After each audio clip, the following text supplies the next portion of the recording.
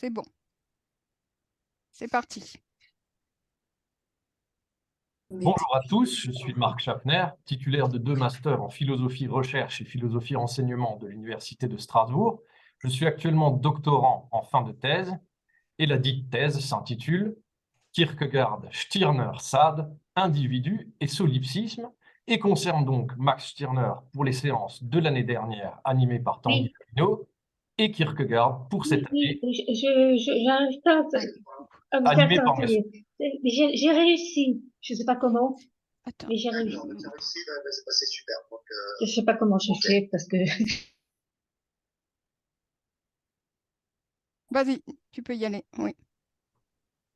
Donc, j'ai déjà enseigné la philosophie dans les lycées et me destine à cette activité professionnelle dès que possible.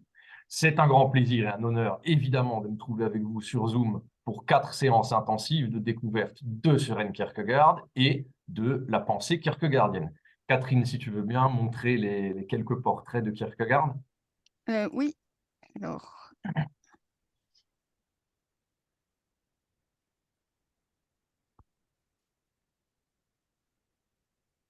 voilà. Donc, Le jeune Kierkegaard, Kierkegaard d'âge mûr. Et ça, c'est pour plus tard, en revanche. Ouais. d'accord. Ouais. Alors, OK. Donc, par conséquent, premier point, l'adjectif tiré du nom de l'auteur est bien kierkegaardien au masculin et kierkegaardienne au féminin, et certainement pas kierkegaardiste ou je ne sais quoi d'autre. Pour ce qui est du nom attribué au courant de pensée, si tant est qu'il y en ait un, c'est le kierkegaardisme. Quant à la prononciation exacte du nom propre, il convient de dire Kierkegaard, bien que le Kierkegaard soit passé dans les mœurs françaises très largement. Ne soyez donc pas étonnés si je dis tantôt l'un, tantôt l'autre. Cette session conférencière est l'occasion pour moi de revoir des visages connus et d'en découvrir d'autres. Merci à Catherine Labro et Tanguy Lamino pour l'invitation. Je vais tâcher de me montrer à la hauteur de vos attentes. Kierkegaard est un auteur qui est beaucoup lu à travers le monde, mais dès lors qu'il s'agit de faire un cours magistral, disons pendant un semestre universitaire entier, très peu s'y risquent, ou alors en l'incluant au passage dans la pensée d'autres auteurs, ou dans une séance extraordinaire le concernant, qu'on confie d'ailleurs généralement à un étudiant ou à un doctorant. Pourquoi cela? Kierkegaard écrit beaucoup sur une période de 21 ans, à partir de 1834. Il naît le 5 mai 1813 et meurt le 11 novembre 1855 à l'âge de 42 ans. Durant cette existence, terme que je choisis comme un clin d'œil préliminaire à ce qui va suivre, il fait en sorte d'écrire ses œuvres complètes, soit l'équivalent de tout de même 6000 pages, une production considérable, il faut bien l'admettre. Les œuvres complètes ont été traduites dans une édition de référence qui comporte 19 volumes de texte et un volume regroupant toutes les notions majeures de la pensée de l'auteur danois, assorties de leur définition à la clé. Cette traduction officielle a pris 20 ans de travail, de 1966 à 1986, à un duo de linguistes, père et fille, admiratifs de l'auteur, à savoir Else Marie et Paul-Henri Tissot aux éditions de Laurent. Il existe une réédition de 2015 qui utilise la même traduction. La Pléiade a également édité 2 volumes et de nombreux autres ouvrages sont imprimés chez aussi bon nombre d'éditeurs.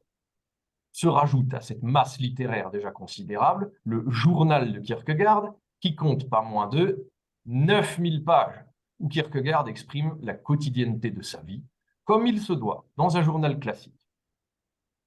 Le journal comporte 37 volumes en danois, mais leur traduction en français est un projet qui a été abandonné, puis repris, et à nouveau abandonné. Il n'y a à l'heure actuelle, sauf si quelqu'un a une information de première fraîcheur à me communiquer, que 7 volumes traduits, et il n'est pas franchement évident de mettre la main dessus, sauf pour des extraits compilés, comme dans l'ouvrage de messieurs Ferloff et Gâteau, extraits choisis, à tel point que j'ai pris le parti de l'ignorer dans mon propre travail de thèse. Pourtant, et c'est là que les ennuis commencent, le journal ne manque pas de puissance intellectuelle, et les œuvres complètes ne manquent pas de teneur autobiographique. Voilà donc en quoi réside la difficulté majeure qui consiste à donner un cours ou même tout simplement à comprendre Kierkegaard, auteur à la fois philosophique, théologien, poète, littéraire et autobiographe. Qui plus est, Kierkegaard prend un malin plaisir à écrire sous pseudonyme pour épaissir encore le brouillard. Alors par où commencer? Que dire et comment le dire? Que faire par-dessus le marché de tous les commentaires dans de nombreuses langues? Je ne souhaite pas rentrer dans une mise en scène dramatique, inutile et ridicule, donc je vais vous annoncer mon intention concernant la structure de ce propos. Pour comprendre Kierkegaard, il faut comprendre sa vie et son œuvre sans les dissocier.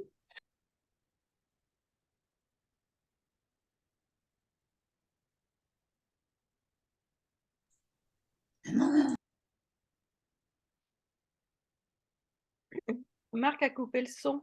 Oui, il y a un problème de son là. Tu peux réactiver le son? Ouais.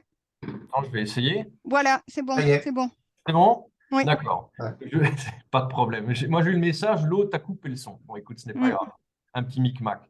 Donc, je vous disais, pour comprendre Kierkegaard, il faut comprendre sa vie et son œuvre sans les dissocier, mais également sans forcer le psychologisme et le faire intervenir à tout bout de champ, a fortiori puisque de nombreux psychanalystes se sont emparés et arrogé le droit de réduire Kierkegaard à une psyché dont il est impossible de maîtriser tous les codes et toutes les clés. Je cite, « Kierkegaard me paraît être le type même de l'auteur que l'on vide de tout sens si l'on fait abstraction de l'être de chair et de sang qui anime cette pensée. » Fin de citation. C'est Régis Boyer qui écrit ça dans la préface à l'édition CNRS 2011 du Kierkegaard de Georges Gusdorf. Dans cette séance initiale, je me propose donc d'examiner la vie de l'auteur en la mettant en lien avec les notions centrales, incontournables de la construction intellectuelle des propos de l'écrivain. Dans les séances futures, je commenterai le texte comme annoncé dans les œuvres maîtresses de l'auteur. Comme vous l'avez compris, vu qu'il s'agit d'une pensée composite, je ne peux pas me contredire maintenant en affirmant que dans les séances qui suivront, je ferai un exposé strictement philosophique. Par contre, je peux affirmer sans crainte que j'ai choisi parmi les œuvres les plus importantes et les plus profondément philosophiques. Comme je vous estime trop pour lire simplement l'article Wikipédia sur Kierkegaard, qui est au demeurant bien fait, j'ai choisi le texte de Fleming Fleiner Jensen, soit Søren Kierkegaard, le chant du veilleur, comme support historique et biographique à mon propos. Vous pouvez trouver ça aux éditions Figures protestantes chez Olivetan, Lyon CEDEX 4 en 2011. Voilà l'ouvrage en question. Oui, recule un petit peu. Voilà. C'est ça. Je me servirai également du Kierkegaard de Georges Gusdorf, paru pour la première fois aux éditions Segers en 1963 et réédité en 2011 aux éditions du CNRS, que voici.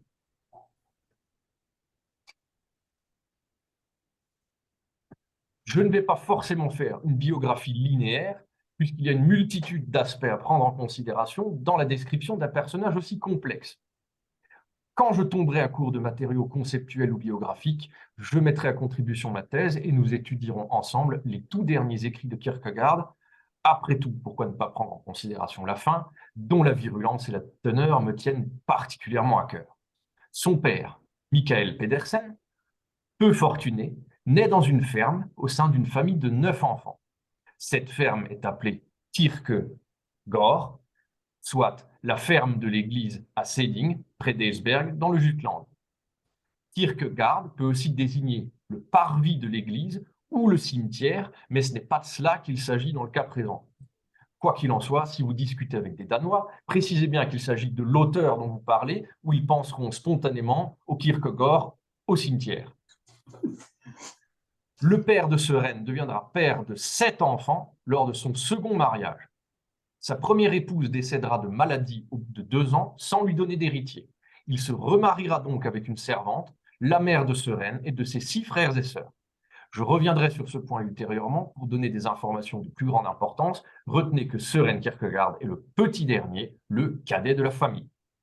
Subitement, Michael fait fortune grâce à la bonnetterie et parce qu'il avait acheté un grand nombre d'obligations de l'État danois qui s'envolèrent à la manière d'actions en bourse. Kierkegaard va donc appartenir à la bourgeoisie danoise, suffisamment aisée pour ne pas avoir besoin de travailler, ni comme pasteur, ni comme enseignant, 2 métiers qu'il aurait pu assurer sans grande difficulté, vu que sa renommée l'a très vite précédé. Il est issu d'une éducation luthérienne dans un Danemark presque intégralement protestant, où le christianisme est la norme et le baptême automatique. Son éducation est inspirée de celle des frères moraves et sa relation au père est très forte, bien plus qu'à sa mère, sur laquelle il n'écrit presque rien, voire rien du tout. En résumé, il est pris dans un rigorisme et une austérité protestante totale dès le plus jeune âge. Les notions de responsabilité, de culpabilité sont centrales de cette pensée que l'on peut considérer comme quelque peu doloriste ou masochiste. Il y a également une influence de type rousseauiste dans son éducation, sous la forme de Robinsonade, où l'enfant endosse un rôle héroïque très précis et doit s'en amuser pour en mesurer la pleine puissance conceptuelle. On suppose que Kierkegaard a lu l'Émile de Rousseau de 1762, dont il possède un exemplaire dans sa bibliothèque. Kierkegaard a été découvert une première fois par les penseurs européens dans les années 20 et une seconde fois dans les années 70-80. De nos jours, c'est un penseur d'importance majeure, sans hésiter le plus grand philosophe danois et un des grands philosophes de l'Occident. Il a une enfance assez solitaire et peu d'amis. Une fois étudiant, il mène une vie dissolue entre les soirées arrosées, les cafés, les salons mondains, où il brille par sa vivacité d'esprit. Il a toutefois toujours un blocage avec la sexualité, puisque son seul rapport connu et documenté dans son journal a eu lieu avec une prostituée un soir où il avait consommé trop d'alcool. La chose le terrifie dès le lendemain, puisqu'il a péché, et le temps d'une grossesse plus tard, il arpente les rues pour voir de ses propres yeux s'il n'y a pas un nouveau-né quelque part qui lui ressemble. On peut à loisir se rendre compte du niveau d'obsession pour la culpabilité de l'auteur. Autre fait marquant, Kierkegaard grandit comme jeune intellectuel frappé du sceau de l'hégélianisme. Qu'est-ce que l'hégélianisme? Eh bien, la pensée qui nous vient du philosophe Hegel, très grand penseur s'il en est de la philosophie occidentale, considéré par beaucoup à l'époque et même par certains de nos jours comme le grand maître indépassable, puisqu'il est le philosophe du système de pensée par excellence. Kierkegaard va se rendre à Berlin, à un moment de ses études, pour y suivre les cours de Schelling, qui a écrit notamment Les Âges du Monde en 1813. Cet autre éminent penseur s'inscrit en collègue, puis en rival et en successeur de Hegel, à qui il va survivre plus de 20 ans et commencer le mouvement anti-hegelien. Mais Kierkegaard est formel, Schelling ne fait que radoter, terme exact, radotage. Cela ne suffit pas du tout à amorcer le mouvement anti-hegelien. Ce qui me frappe de stupeur, c'est que Kierkegaard se rend à Berlin et croise des étudiants avec lesquels il ne se lie pas d'amitié, alors qu'il aurait pu éventuellement rejoindre les mouvements des jeunes hegeliens de gauche. Mais il ne ferait pas avec Stirner, Bakounine, Bauer ou encore Marx et Engels et leurs comparses. Je sais que la philosophie n'aime pas spéculer sur du vide ou du non-existant historiquement, mais imaginons que Kierkegaard se soit joint au Freien et à la philosophie politique de gauche de la lutte des classes, alors c'est l'histoire de la pensée de la première moitié du XIXe siècle qui aurait été bouleversée. Au lieu de quoi, Kierkegaard rentre dans son Danemark natal, et pendant qu'en Allemagne, il n'est question principalement que de lutte des classes et de politique, il va fonder une pensée qui a pour obsession le rapport individuel, personnel à Dieu. Non à la politique, il retourne à la philosophie de la religion.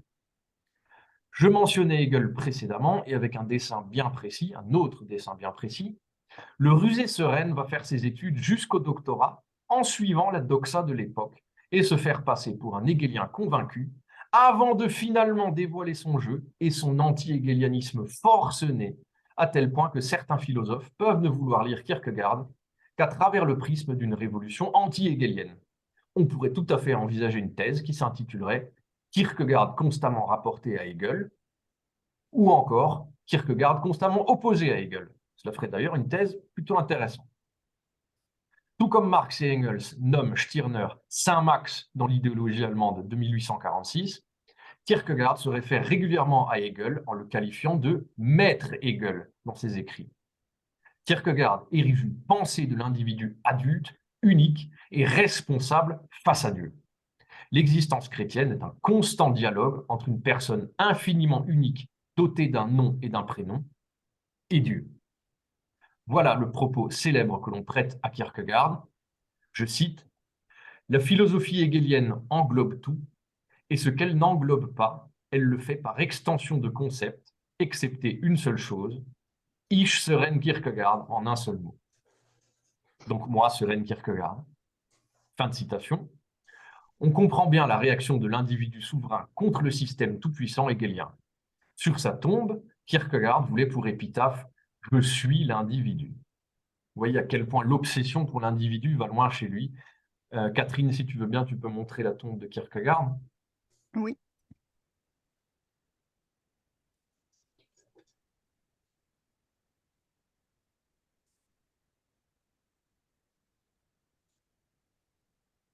La voilà.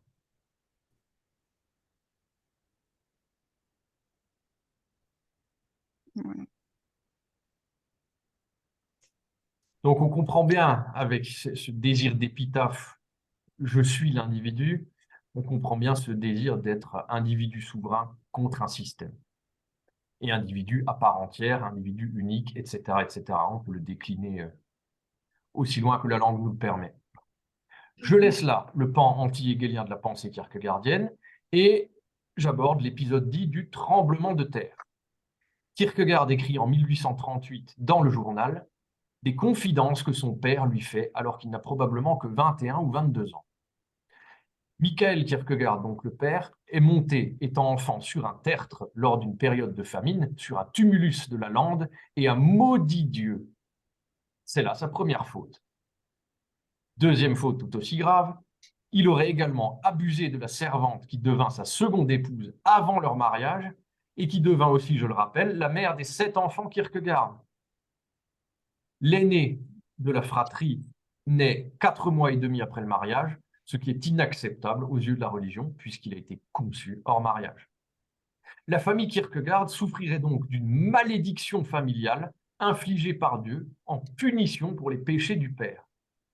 Et il se trouve que Søren Kierkegaard va y croire dur comme fer, puisqu'entre 1819 et 1834, 5 de ses frères et sœurs, ainsi que sa mère, vont décéder dans des circonstances autres que la mort douce et naturelle, et tous avant 34 ans, sauf la mère. Je vous laisse deviner également que lorsque le père décède en 1838 à l'âge de 82 ans, il regrettait et craignait le châtiment divin. Quand Kierkegaard lui-même va survivre au père et dépasser l'âge du Christ, sachant que son seul frère survivant est dans le clergé et qu'il en fait de même, il va tout simplement expliquer le phénomène en affirmant que Dieu lui a accordé un répit, une rémission, une prolongation. Rien de rationnel dans cette conclusion, Kierkegaard vit juste sa foi. Je clôt maintenant le chapitre du tremblement de terre, lié aux affaires de famille et au père en particulier, et je vous parle d'un autre élément incontournable de la biographie kierkegaardienne. Je suis persuadé que certains d'entre vous attendent ce moment. Je veux bien sûr parler des fiançailles ratées de Kierkegaard avec la devenue célèbre Régine Olsen. Søren rencontre Régine Olsen en 1837 et se fiance avec elle en 1840. C'est une jeune fille de bonne famille, qui est plus jeune que lui de 9 ans, puisqu'elle naît en 1822. Ils sont tous les deux profondément amoureux l'un de l'autre, mais en 1841, Kierkegaard rompt son engagement et lui renvoie sa bague de fiançailles. Il en résulte un scandale mondain dans les salons et tout Copenhague prend parti pour Régine. Les deux protagonistes sont profondément éprouvés et un mystère plane autour de l'affaire. Il semble pourtant que le choix de Kierkegaard soit motivé par plusieurs éléments. Tout d'abord, sa nature profondément mélancolique, pour ne pas dire dépressive, typique d'un certain protestantisme qui sera qualifié un siècle plus tard de neurasthénie, notamment par Lovecraft, qu'il ne veut pas infliger à sa possible compagne. Ensuite, le fait qu'il se sente appelé à travailler sans relâche jusqu'à la mort et à suivre un mode de vie solitaire impropre à la vie de couple et au rôle de père le ronge. Dans ses propos sur le mariage, on peut éventuellement comprendre qu'il choisit Dieu contre le mariage, comme on entre en sacerdoce. Enfin, l'explication strictement psychologique peut laisser entrevoir une aversion pour le sexe en raison du péché originel, du rigorisme protestant de l'époque et de la faute commise par le père avec la servante devenue mère. Certains avancent même des théories fumeuses sur d'éventuelles tendances homosexuelles ou sur de l'impuissance, mais il n'y a à mon sens aucune trace de ça. Peut-être s'agit-il d'un besoin d'être malheureux, sorte de malédiction de l'écrivain qui a besoin de perdre ce qu'il a de plus cher pour écrire au mieux, mais ce n'est encore qu'une inférence de bas étage. Quoi qu'il en soit, l'affaire a fait couler beaucoup d'encre. Des livres entiers sont consacrés à leur relation, voire même mettant l'accent principalement sur Régine Olsen, et certains films s'en inspirent également. L'affaire est complexe, contradictoire et paradoxale, comme les choses de l'amour peuvent l'être. En 1843, Kierkegaard écrit dans son journal des mots devenus célèbres, je cite, « Si j'avais eu la foi, je n'aurais pas quitté Régine. Fin de citation. Si j'avais eu la foi, je n'aurais pas quitté Régine. Alors, nouveau renversement, ce n'est pas Dieu qui s'oppose à leur union, c'est Kierkegaard qui n'a pas la foi, alors même qu'il dédie sa vie à Dieu et à l'écriture sur Dieu. Mais Kierkegaard n'est pas un homme fait pour l'éthique et le mariage. Il est un poète du religieux, un auteur à la pensée existentielle, pas un père de famille apte à ne rester que dans l'éthique. Pour avoir la foi, il ne veut pas, par avoir la foi, il ne veut pas dire aller à l'église, mais avoir une foi suffisamment inébranlable pour être chevalier de la foi, notion sur laquelle j'aurai le loisir de revenir dans la séance sur Crainte et Tremblement de 1843. Kierkegaard se qualifie de chevalier de la résignation infinie, et l'affaire Régine Olsen fait partie de cette résignation. Régine suppliera Kierkegaard de rester avec elle, allant jusqu'à écrire qu'elle resterait avec lui, même enfermée dans un placard. Kierkegaard ne fit ni une ni deux et lui envoya un placard par le biais d'un cocher. Kierkegaard continue de se faire passer pour un personnage odieux pour dégoûter Régine de lui, alors même qu'il est toujours follement épris d'elle. Il écrit alors le Journal du séducteur, qui figure dans le volume plus épais, ou bien, en 1843. Je fais une petite parenthèse méthodologique à ce sujet, une parenthèse pratique. Vous pouvez soit acheter ou bien, auquel cas le Journal du séducteur figurera au sein du texte, soit acheter le Journal du séducteur tout seul en petit format, ce que je ne recommande pas, puisqu'il ne s'agit que d'un fragment ou bien. Dans le Journal du séducteur, parodie d'une relation amoureuse sous forme épistolaire entre un jeune homme mal intentionné et une jeune fille innocente pour être sûr d'achever une bonne fois pour toutes et d'enterrer ses rapports avec Régine. Je vais vous en lire deux extraits, un au tout début de leurs échanges épistolaires et l'autre à la toute fin, soit les derniers mots du jeune homme qui représente Kierkegaard pour que vous puissiez mesurer la teneur du propos. Ou bien, est là.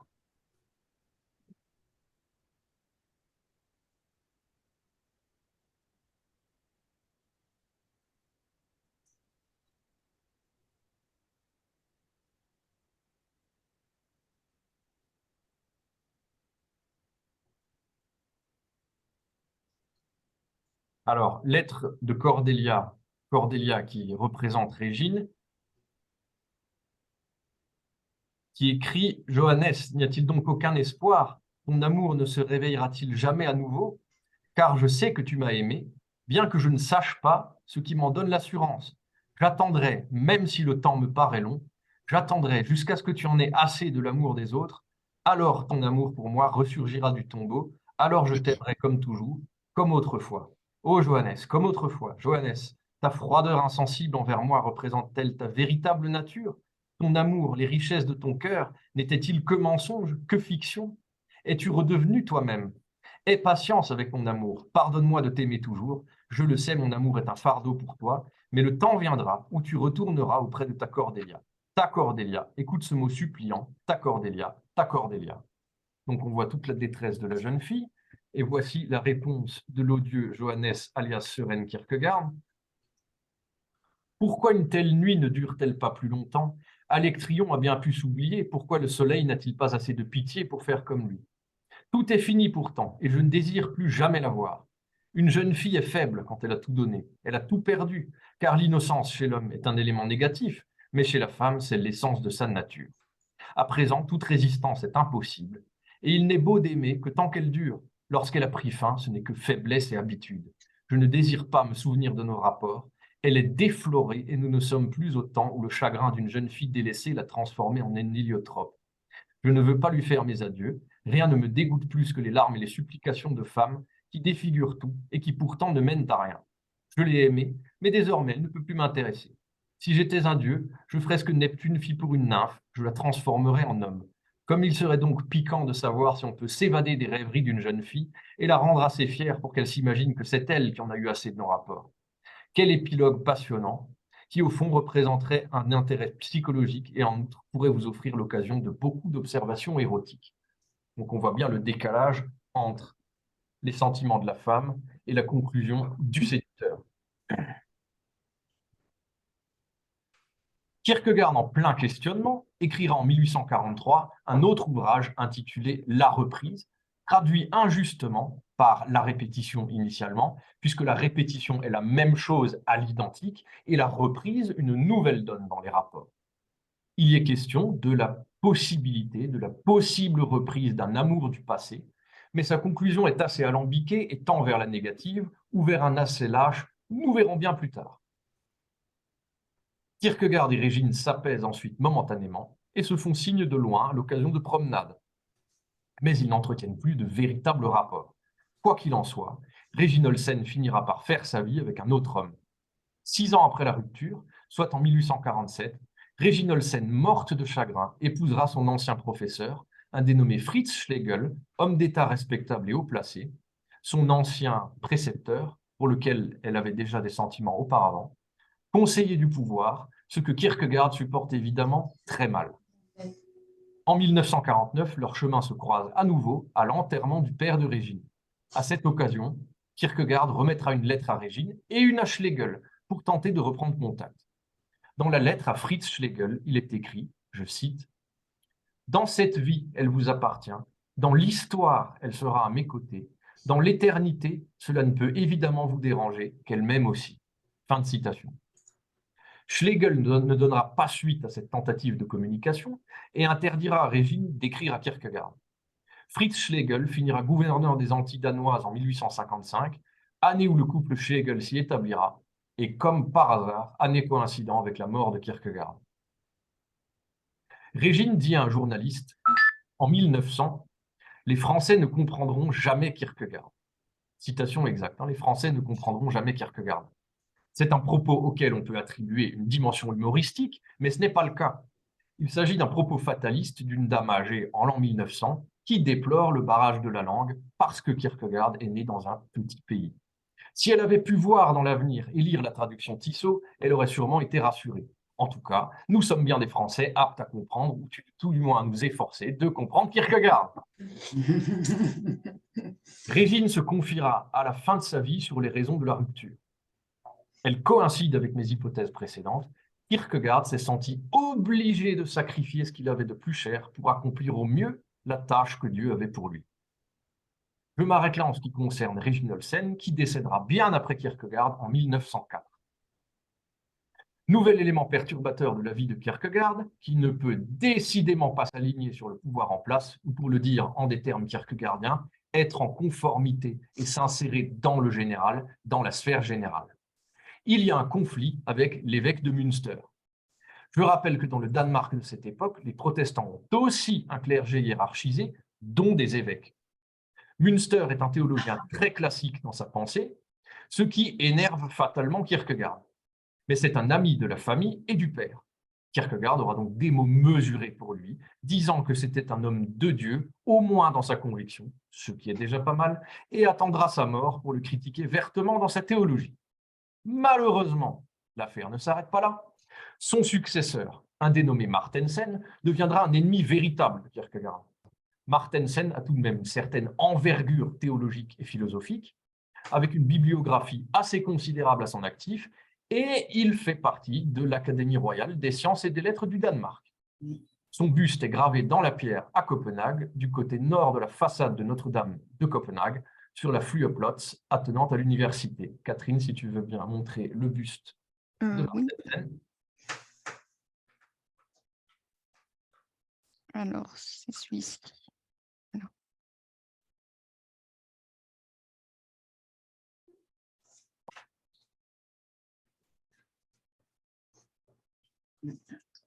Voici son principal opposant dans le Danemark de l'époque.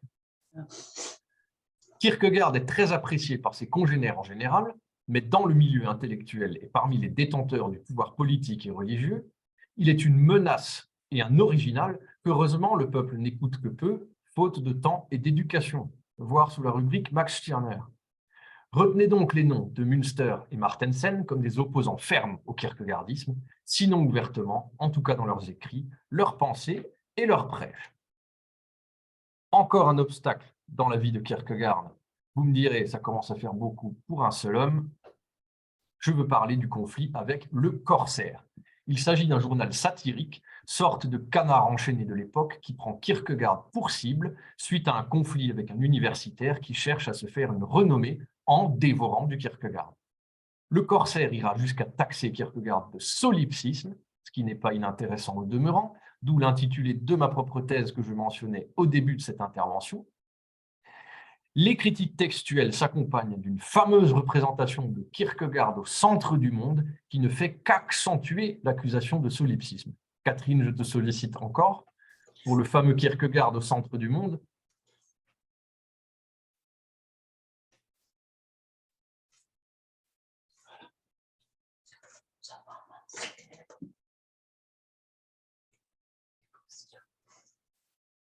Donc voilà la définition même de l'individu souverain qui va trop loin, qui tombe dans le solipsisme. Je reviendrai ultérieurement sur ce moment de la vie de Kierkegaard où les critiques acerbes fusent et où certains le prennent tout simplement pour fou. Georges Gusdorff le répète, je cite, « L'œuvre philosophique se présente comme une œuvre intellectuelle qui s'inscrit dans le temps intellectuel selon laquelle s'ordonnent les systèmes et non dans le temps biographique des personnalités vivantes. Il en va tout autrement de Kierkegaard, dont la vie intellectuelle et la vie privée ou publique semblent indissociables. » Donc, vous trouvez ça dans Le Kierkegaard de Georges Gusdorff, aux éditions Segers 1963, réédition 2011, comme je vous montrais avant, à la page 53. C'est d'ailleurs, jusqu'à un certain point tout du moins, que l'ensemble de l'œuvre est dédié à Régine Olsen et au père de Sereine. L'écriture est le dépassement de soi, la mission divine, l'hommage à Régine et l'expression au plus haut point de son jeu, de son moi. Je profite encore des très beaux mots de Gusdorff pour le citer à nouveau. Chez ce penseur en première personne, l'écriture équivaut à une prise de conscience et l'œuvre ne peut pas être comprise que comme une réflexion et une rectification de l'existence. Fin de citation, même chose à la page 55. Kierkegaard s'édifie et édifie ses contemporains simultanément. L'œuvre est une interprétation kierkegaardienne de la vie de Kierkegaard, Kierkegaard en lui-même et par lui-même, en vue de la vérité, par la subjectivité. Il faut ajouter à cela l'influence du romantisme bourgeois, avec tout ce que cela implique, à savoir hyper-intellectualisme, réflexion sur la mort, mélancolie et ennui, le tout teinté d'austérité protestante, et on obtient alors une esquisse de la vie et de la psyché de Kierkegaard. Le rapport de Kierkegaard à l'argent est tel qu'à la fin de sa vie, il est ruiné, alors même qu'il avait une fortune immense. Mais c'est une chance pour lui que de n'avoir pas eu besoin de se confronter à la misère, ou tout du moins à la normalité de la vie. L'aspect esthétique est une constante de la vie de Kierkegaard, même si sa vigilance spirituelle est toujours présente. Voilà. Je m'interromps pour ce qui est de la mise en lumière des éléments biographiques, puisque j'estime qu'arrivé à ce stade, on ne ferait plus que des répétitions ou des conjectures stériles en confrontant les commentateurs. Il convient maintenant de vous parler de la bibliographie pour être conforme à un certain protocole somme toute efficace. Vous l'avez compris, les genres littéraires s'entremêlent au gré de l'écriture kierkegaardienne. De façon purement pratique, je me suis mis en quête d'une bibliographie linéaire qui regrouperait absolument tous les écrits, et j'ai vite déchanté, je n'ai rien trouvé de tel, sur aucun site. Donc je l'ai fait à l'ancienne, à la main, aussi proprement que possible et avec l'opiniâtreté qui m'est habituelle pour que vous disposiez d'un outil de travail efficace, complet et même exhaustif. Catherine, si tu veux bien transmettre la bibliographie. Oui. Et donc ce fragment-là, on peut tout à fait le partager à tous les participants, sans problème. Donc c'est vraiment dans l'ordre chronologique, suivant les volumes de la traduction des éditions de Laurent. Voilà. J'ai fait ce petit condensé, c'est un fragment, ne le dites à personne, mais c'est un fragment de ma bibliographie de thèse. Voilà.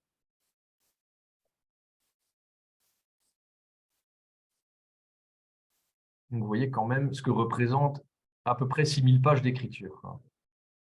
Des titres et des titres, des livres et des livres et des livres et des livres sur une période de 21 ans. Non. Je ne le commente pas spécialement parce qu'il n'y a rien de particulier à en dire. Ça, je laisserai à chacun le soin de faire ses devoirs s'il l'a envie.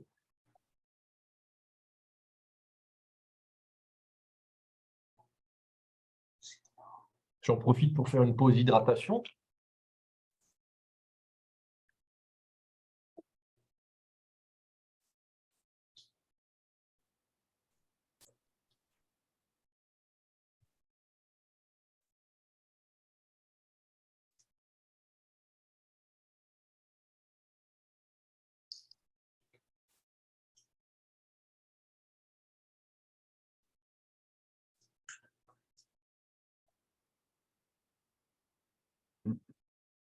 Voilà, très bien.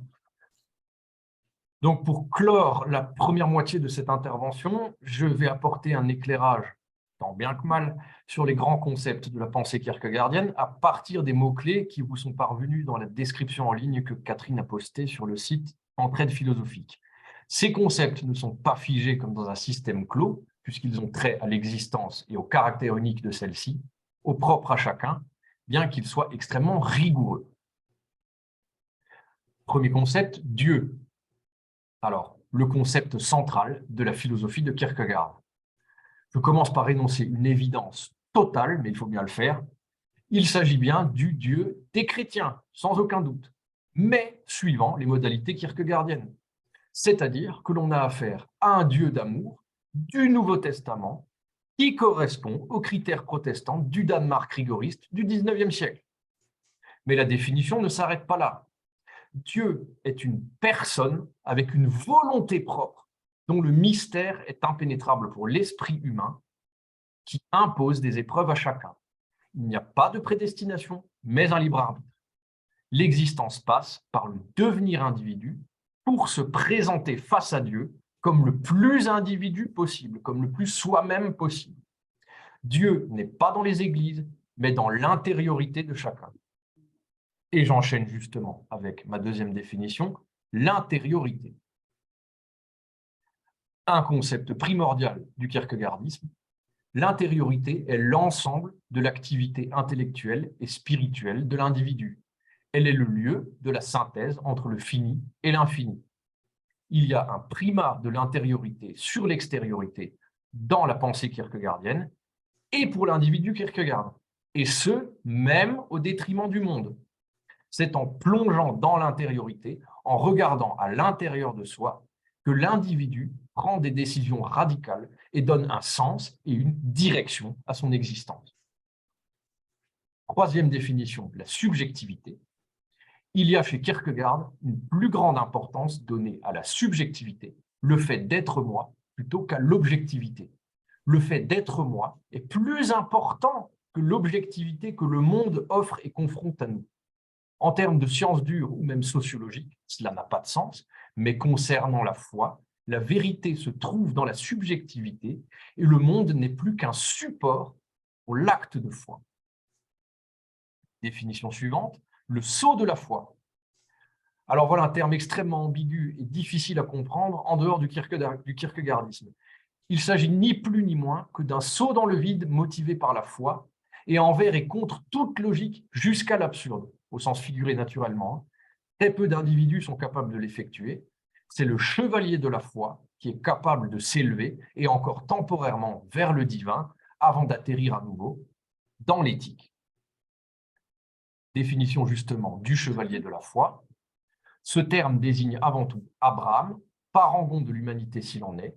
Il est le modèle à suivre en termes de foi, tout comme le Christ. Lorsqu'il part avec Isaac, il ignore tout des desseins de Dieu pour lui, et lorsqu'il s'apprête à sacrifier son fils, à suspendre l'éthique jusqu'à commettre le crime le plus odieux au nom de sa foi jusqu'à l'absurde, Dieu restaure l'éthique et la relation d'amour entre les hommes et le divin. Il peut exister d'autres exemplaires de chevaliers de la foi au sein de l'humanité.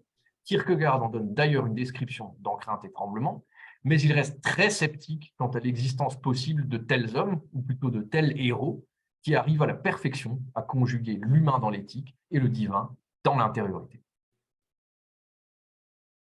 Le chevalier de la résignation. Il est un chevalier de la foi inaccompli. Il ne parvient ni à être pleinement dans l'éthique, ni à accéder au divin. Le terme désigne tout simplement Kierkegaard vis-à-vis de sa foi et de Régine en même temps. Kierkegaard est le chevalier de la résignation infinie. Cependant, c'est son existence et son devenir individu qui le mènent à ce résultat. Ce n'est pas un échec cuisant, ni une dénomination entièrement péjorative. Kierkegaard ne saurait exister autrement. Son pire ennemi est comme celui de chaque homme, lui-même. Définition suivante, l'angoisse. Le concept de l'angoisse est une œuvre qui se penche sur l'analyse approfondie de l'angoisse. Kierkegaard précise bien qu'il se livre à une analyse psychologique de l'angoisse. Elle est toujours tournée vers l'infinité des futurs possibles et disparaît dès lors que ces futurs s'actualisent, c'est-à-dire deviennent présents. L'angoisse change alors de cible et de nature dans son incertitude. Elle est toujours angoisse de quelque chose, et ce quelque chose ultime n'est autre que la mort, comme Rosenzweig l'exprime magnifiquement dans les premières pages de l'Étoile de la Rédemption. Définition suivante, le désespoir. Kierkegaard traite de ce concept en détail dans le traité du désespoir. Le désespoir est une forme d'angoisse aggravée, mais ne se limite pas à ça. Il existe plusieurs formes de désespoir, dont une seule est réellement un désespoir profond et pas uniquement de façade. Il est pourtant la condition sine qua non, à la fois chance et malédiction, pour celui qui veut devenir authentiquement chrétien, en le dépassant, au moins momentanément. Le désespoir est un appel à l'espérance chrétienne. Et toujours la même chose au devenir individu. J'en ai encore deux. Avant-dernière définition, la suspension téléologique de l'éthique. Il s'agit du moment où l'individu abandonne l'éthique des hommes jusqu'à l'absurde en vertu de sa foi. En d'autres termes, l'éthique n'est plus une fin en soi, mais la frontière entre un acte malveillant de pure folie et l'acte de foi est incompréhensible. Un père qui reproduit le geste d'Abraham mais n'arrête pas le couteau n'est pas un héros, mais un assassin. On peut légitimement questionner la possibilité même d'une suspension téléologique de l'éthique sans aucune dégénérescence, ou disons ailleurs que dans l'intériorité. Et enfin, la théorie des stades, j'aurais presque pu en parler dans la biographie tellement c'est typique du kierkegaardisme. La théorie des stades. Kierkegaard propose 3 grands stades qui construisent l'existence. Les stades esthétiques, éthiques et religieux. L'individu qui agit sans penser au lendemain, comme le jeune Kierkegaard étudiant ou le séducteur, est dans le stade esthétique. Le père de famille qui fait le choix de s'insérer dans la société humaine et d'y respecter la morale autant que faire se peut, est dans l'éthique. Le stade religieux reste inaccessible à la majorité des hommes, incapables de devenir pleinement individus ou de faire le saut de la foi.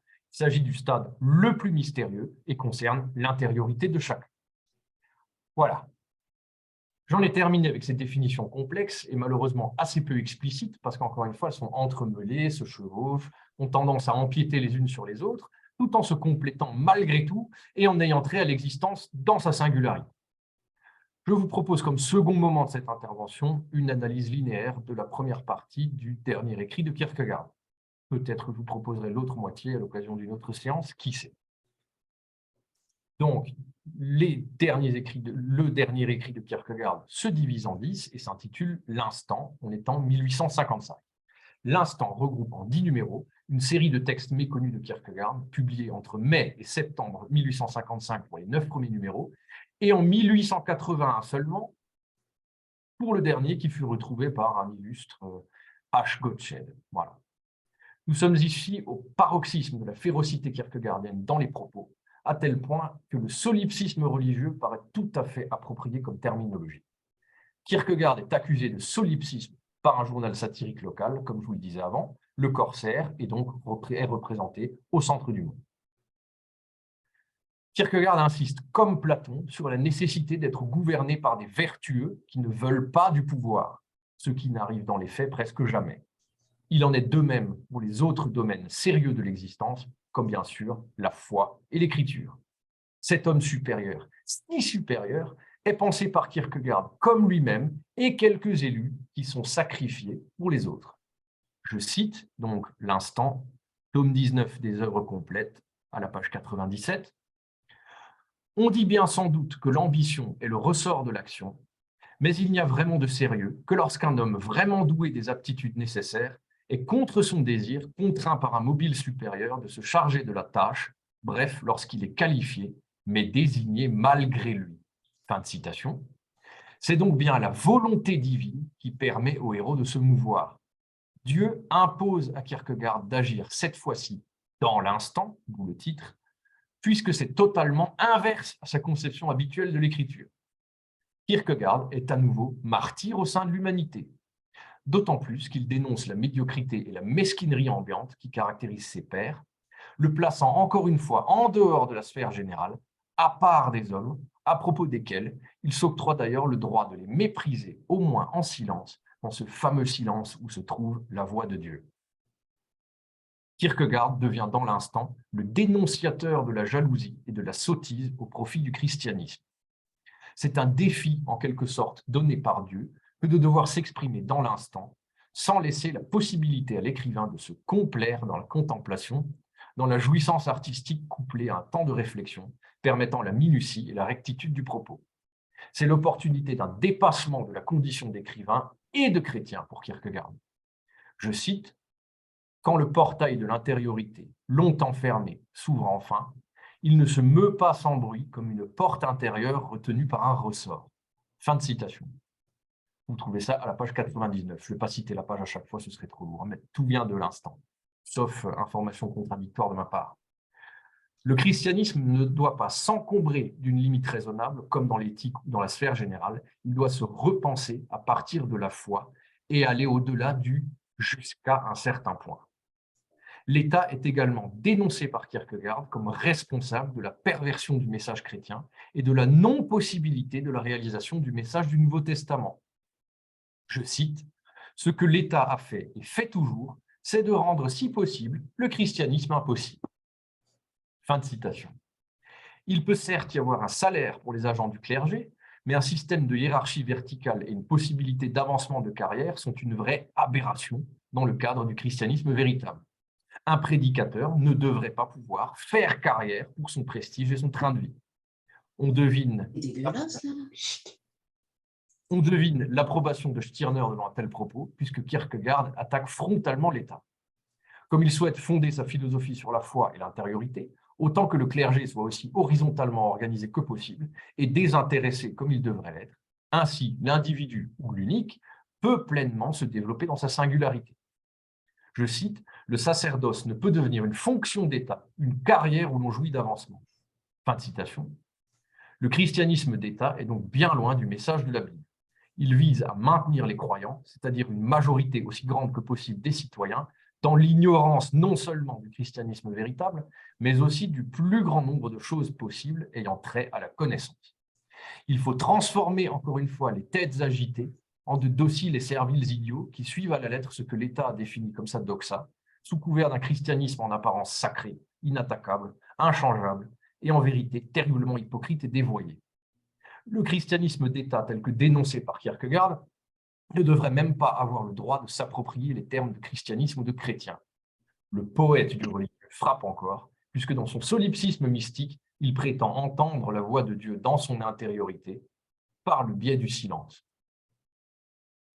Je cite, « Dieu au ciel préfère infiniment que tu avoues honnêtement que tu n'es ni ne veux être chrétien, et c'est la condition qui te permettra peut-être de le devenir. Il préfère infiniment cet aveu à la nausée d'un culte où on se moque de lui. » Fin de citation. Mais Kierkegaard appelle toutefois à l'éveil des consciences de chacun. Et le remède est bien connu, prend un vomitif, terme repris par Jean-Paul Sartre. Le terme qu'emploie Martensen concernant les prêtres en général, qu'il qualifie de témoins de la vérité, est une véritable honte et même un blasphème pour Kierkegaard, puisqu'ils ne font que propager le mensonge d'État au sujet du christianisme. En somme, pour être un véritable témoin de la vérité, un prédicateur devrait passer son temps à inciter ses ouailles à déserter l'Église et à lire par eux-mêmes les textes bibliques pour trouver Dieu, chacun par lui-même, dans son intériorité. Le prédicateur authentiquement chrétien est donc un faux agent de l'État qui se révèle par sa subversion être au service des croyants. Le prédicateur authentique est un anarchiste ou un adepte de Stirner qui infiltre l'État pour mieux le transformer, voire le détruire de l'intérieur. Je dis anarchiste à dessein, je vois l'impertinence historique de la chose. Devenu une figure publique, Kierkegaard est combattu par les institutions du clergé qui cherchent à en faire un illuminé ou un original. L'individu ne peut en aucun cas être en accord avec l'État ou avec son vassal le plus fidèle, à savoir le clergé. L'individu apparaît une fois de plus dans sa solitude et sa subversion nécessaire. Je cite, « Quand un homme se jette dans la vie publique d'une façon aussi décisive que je l'ai fait, et pour une cause qui a dans toute la société des répercussions aussi profondes que la religion, on peut naturellement s'attendre à ce que tout soit mis en œuvre pour le combattre, même l'altération et la falsification de ses paroles, ou à ce que son caractère soit en but à toutes les critiques. Un homme envers qui l'on n'a aucune obligation et envers qui tout est permis. » Fin de citation. Kierkegaard, défenseur selon lui d'une cause vraie, invite le lecteur à le lire vraiment pour comprendre qu'il n'est pas un imposteur ou encore un garçon de café, plutôt qu'un maître à penser. De même que l'illusion d'être chrétien ravit le cœur des hommes, il faut encore une fois s'opposer à la doxa en tant qu'individu et pas en tant que chrétien du dimanche dans la foule. Je cite, « Pour y pratiquer le christianisme, il faut commencer par dissiper cette chimère. Mais comme cette illusion, cette chimère consiste à se croire chrétien, apporter le christianisme, c'est semble-t-il le retirer. Tel est cependant le premier pas à faire. Il faut dissiper l'illusion. » Dissiper l'illusion revient à chasser les spectres imposés par les institutions en termes stirnériens. Cette critique du clergé et de l'imposture des prêtres n'est pas sans rappeler également la critique que Sade en fait, puisque les prêtres sont également des libertins dans son œuvre, ainsi que les pires des roués. Ici, les prêtres sont obligés de délivrer un faux message pour de multiples raisons, dont la première est de conserver leurs avantages et leurs sources de revenus. Ainsi, en faisant perdurer la chrétienté et sa hiérarchie, ils ne font qu'égoïstement pervertir le christianisme. La critique stirnérienne est également perceptible. L'État se mêle de garantir une félicité éternelle illusoire en dépensant de l'argent. L'État s'arroge le droit de protéger en son royaume les anges et le divin. Ainsi, le Nouveau Testament, duquel le chrétien authentique est supposé se réclamer, n'est plus la vérité au sein du monde chrétien, dirigé par le clergé et l'État. Je cite, « Ergo, le Nouveau Testament n'est plus la vérité. Gloire au genre humain. Sauveur du monde, tu as pourtant nourri une trop faible idée du genre humain, puisque tu n'as pas prévu le degré d'élévation auquel, perfectible comme il peut atteindre en son progrès constant. » Fin de citation. Par la formule « Nous sommes tous chrétiens », il ne faut pas comprendre un message de joie et d'union entre les hommes, mais bien le recours à l'ironie, si cher à Kierkegaard, qui se pose même la question de savoir si les Juifs et les animaux les plus nobles ne sont pas eux aussi chrétiens. Dans un 19e siècle où manifestement, on peut observer les prémices du tout ce veau actuel. De cette façon, prêtres et vétérinaires s'équivalent, puisqu'ils peuvent, avant même la naissance ou la mise à bas, faire en sorte que la progéniture future soit aussi chrétienne que pseudo-divinement possible. L'humanité ayant pris la place de défenseur du divin n'a même plus besoin d'un Christ. Je cite, « Car peut-on vraiment dire que des êtres aussi gentils ont besoin et ont jamais eu besoin d'un sauveur ?» Fin de citation. Ce statut de chrétien automatique dès la naissance est érigé au rang de faux principe par l'État et le clergé, ravi de cette situation qui permet a priori de toute vie de calmer les têtes agitées futures, toujours selon la fameuse formule stirnérienne. L'État maintient ses sujets faussement chrétiens dans l'illusion que s'ils suivent ses lois aveuglément, ils sont ainsi de bons chrétiens qui, s'achetant ainsi une conduite dans le général, dans la sphère éthique, n'ont rien à craindre de la vie éternelle. Dieu est brandi comme une menace sans fondement, puisqu'une fausse représentation de Dieu, un radoteur, ne peut châtier de faux chrétiens. Les prêtres eux-mêmes n'ont strictement aucune idée de ce qui se trame dans les hautes sphères décisionnaires de l'État. Ils ne sont que des marionnettes, des intermédiaires à qui sont octroyés quelques privilèges pour que ces bons bergers hypocrites règnent chacun sur une poignée de faux croyants. Kierkegaard endosse ensuite le rôle du Christ et se fait juge du christianisme doctrinal d'État. Il se compare à un policier qui dénonce, à défaut de mettre fin aux agissements, des escrocs qui ont la main mise sur la religion. Ce faisant, il replonge certes dans son intériorité, qui, au vu de la qualité de ses écrits quasi prophétiques, lui donne en quelque sorte un droit à l'écriture au nom de la contemporanéité du Christ pour réveiller ses lecteurs et les faire advenir à eux-mêmes, toujours devenir individuels, mais qui s'accompagne également, avec tout ce que je viens de dire, d'un furieux solipsisme mystique. Je ne peux même plus dire religieux, je suis obligé de dire un solipsisme mystique. Qu'un homme se livre au même exercice qui n'est plus exégétique, mais bien l'appropriation de la parole divine ne lui semblerait pas envisageable, ou à quelques très rares exceptions près, un chevalier de la foi éventuel, un Abraham rendu contemporain, mais en tout cas, pas un Adler, pasteur faux visionnaire, faux prophète, ou, encore pire, un Martensen. Le faux christianisme prêché devient une simple poésie qui invite à la médiocrité. À noter que Kierkegaard fait ici un aveu qui ébranle les fondations de tout son personnage mondain, puisque se faisant passer pour un poète, habituellement un poète du religieux, il avait certes pour viser l'écriture et l'esthético-religieux, dans la théorie des stades, mais aussi un but bien plus profond vis-à-vis de ses pairs, amadoués et dans l'erreur. Kierkegaard brandit le Nouveau Testament et demande aux prêtres si c'est bien sur cela qu'ils ont prêté serment et si leur pratique du christianisme est bien en adéquation avec la Bible et son message. Je cite, « Car ces hommes qui ont prêté serment sur la Bible ont sans aucun doute été frappés en conscience en entendant ces mots qui changent tout. C'est péché, grand péché de participer au culte officiel, tel qu'il est aujourd'hui pratiqué, car il est aussi éloigné que possible du culte rendu à Dieu. » Fin de citation. Kierkegaard nous précise toutefois qu'il ne s'approprie pas le message du Christ au hasard ou d'autorité, mais qu'il le fait grâce au Nouveau Testament lui-même, dont les textes contiennent l'entièreté du message christique et son jugement. Quant au jugement kierkegaardien, il est d'une simplicité extrême. Le message du Christ ne se trouve pas dans les prêches des faux prédicateurs. Il vaudrait mieux que les prêtres abandonnent les prêches et ne fassent que lire solennellement des extraits de la Bible. Si les hommes bâtissent des tombeaux et des monuments pour les prophètes, c'est une pure hypocrisie. Ils ne sont pas meilleurs que les hommes d'antan qui tuèrent les prophètes. Ce dont vit le prêtre avec sa famille, c'est de ton hypocrisie où il vit parce qu'il fait de toi un hypocrite et te maintient dans cet état, nous dit Kierkegaard. La parole du Christ sans commentaire ou interprétation suffit à mettre en péril toute l'entreprise lucrative de la chrétienté du dimanche. Le Christ est pourtant le saint patron, le chef des chrétiens, l'expression même du Dieu vénéré, puisque dans le tripartisme ou la Trinité, il est Dieu lui-même, mais sa parole rentre en conflit avec le clergé, ce qui montre bien l'hypocrisie de ce dernier. Cela revient à dire que les agents du culte sont contre leur meneur et cachent son message à l'intégralité des fidèles. D'un point de vue organisationnel et humain, cette structure semble effectivement incroyablement hypocrite et dysfonctionnelle. L'hypocrisie est pour le Christ un péché capital, ce qui entre encore en conflit avec ce modèle de clergé cautionné par l'État. Là, je suis dans l'interprétation kierkegaardienne, ne prêtez pas des propos que... Voilà. Pire encore, il y a une confusion entre l'argent et le christianisme. Comme Stirner a pu l'écrire également lorsqu'il dénonce que dans la bourgeoisie, la valeur d'un homme dépend de son portefeuille plus que de sa valeur morale intrinsèque, le christianisme devrait entrer en conflit avec la chrétienté, de par le nombre également. Il est impossible d'être un vrai chrétien sans polémique ou sans opposition. Donc seul un petit nombre de vrais témoins de la vérité peut éventuellement émerger comme une masse d'égarés qui ne les comprendront presque jamais. Enfin, Kierkegaard l'affirme clairement, je cite, « Tandis que le christianisme et l'État sont en raison inverse, ou plutôt s'excluent. » Fin de citation. L'État prend de jeunes étudiants en théologie dans ses filets idéologiques pour en faire de pseudo-maîtres en christianisme, en leur faisant miroiter une vie facile et relativement faste. Il y a une contradiction interne dès la prononciation du serment effectué par le prêtre sur le Nouveau Testament. Elle est assez simple à comprendre. Le christianisme s'occupe du royaume de l'après-vie, de l'éternité, et l'État du strictement matériel, de l'ici-bas.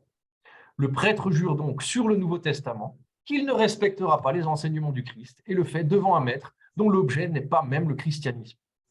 Pour tenir son serment, le prédicateur devrait immédiatement abandonner ses fonctions au sein de l'État et devenir un prêtre à son compte, indépendant. Mais cela va à l'encontre des comportements humains les plus basiques. Je cite, « L'immense majorité n'a aucune vocation de prêcher le christianisme, ils y voient simplement un gagne-pain. » Fin de citation. Le mal de la chrétienté réside non pas dans son application concrète, mais dans son édifice même.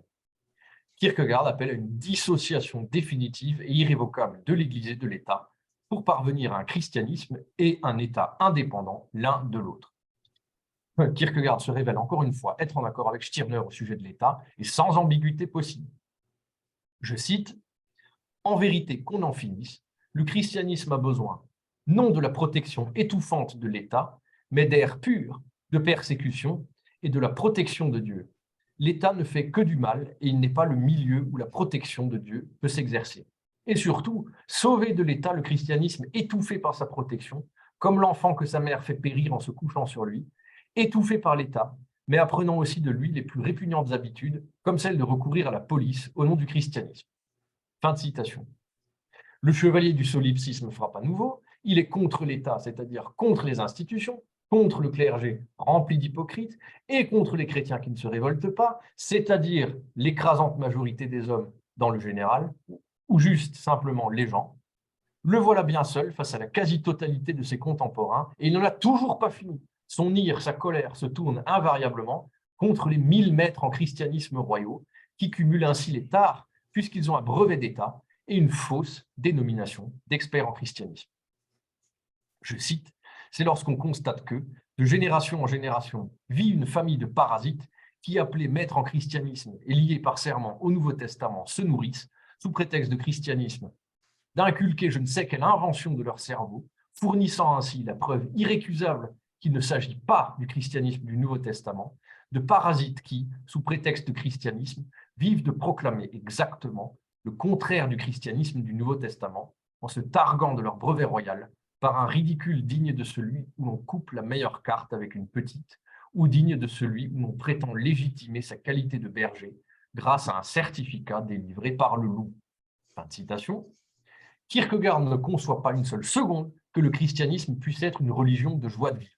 Il interprète le message du Nouveau Testament comme si le vrai chrétien ne pouvait que souffrir, mais espérer pour trouver la félicité dans l'éternité. Cette souffrance forcenée n'est peut-être pas une nécessité absolue pour l'individu croyant, qui peut tout à fait concevoir que la morale et le stade éthique sont à son service pour avoir une trajectoire existentielle heureuse, et tout de même préparer son après-vie en gardant son âme loin du péché autant que possible, sans sombrer dans une martyrologie ou dans un dolorisme constant.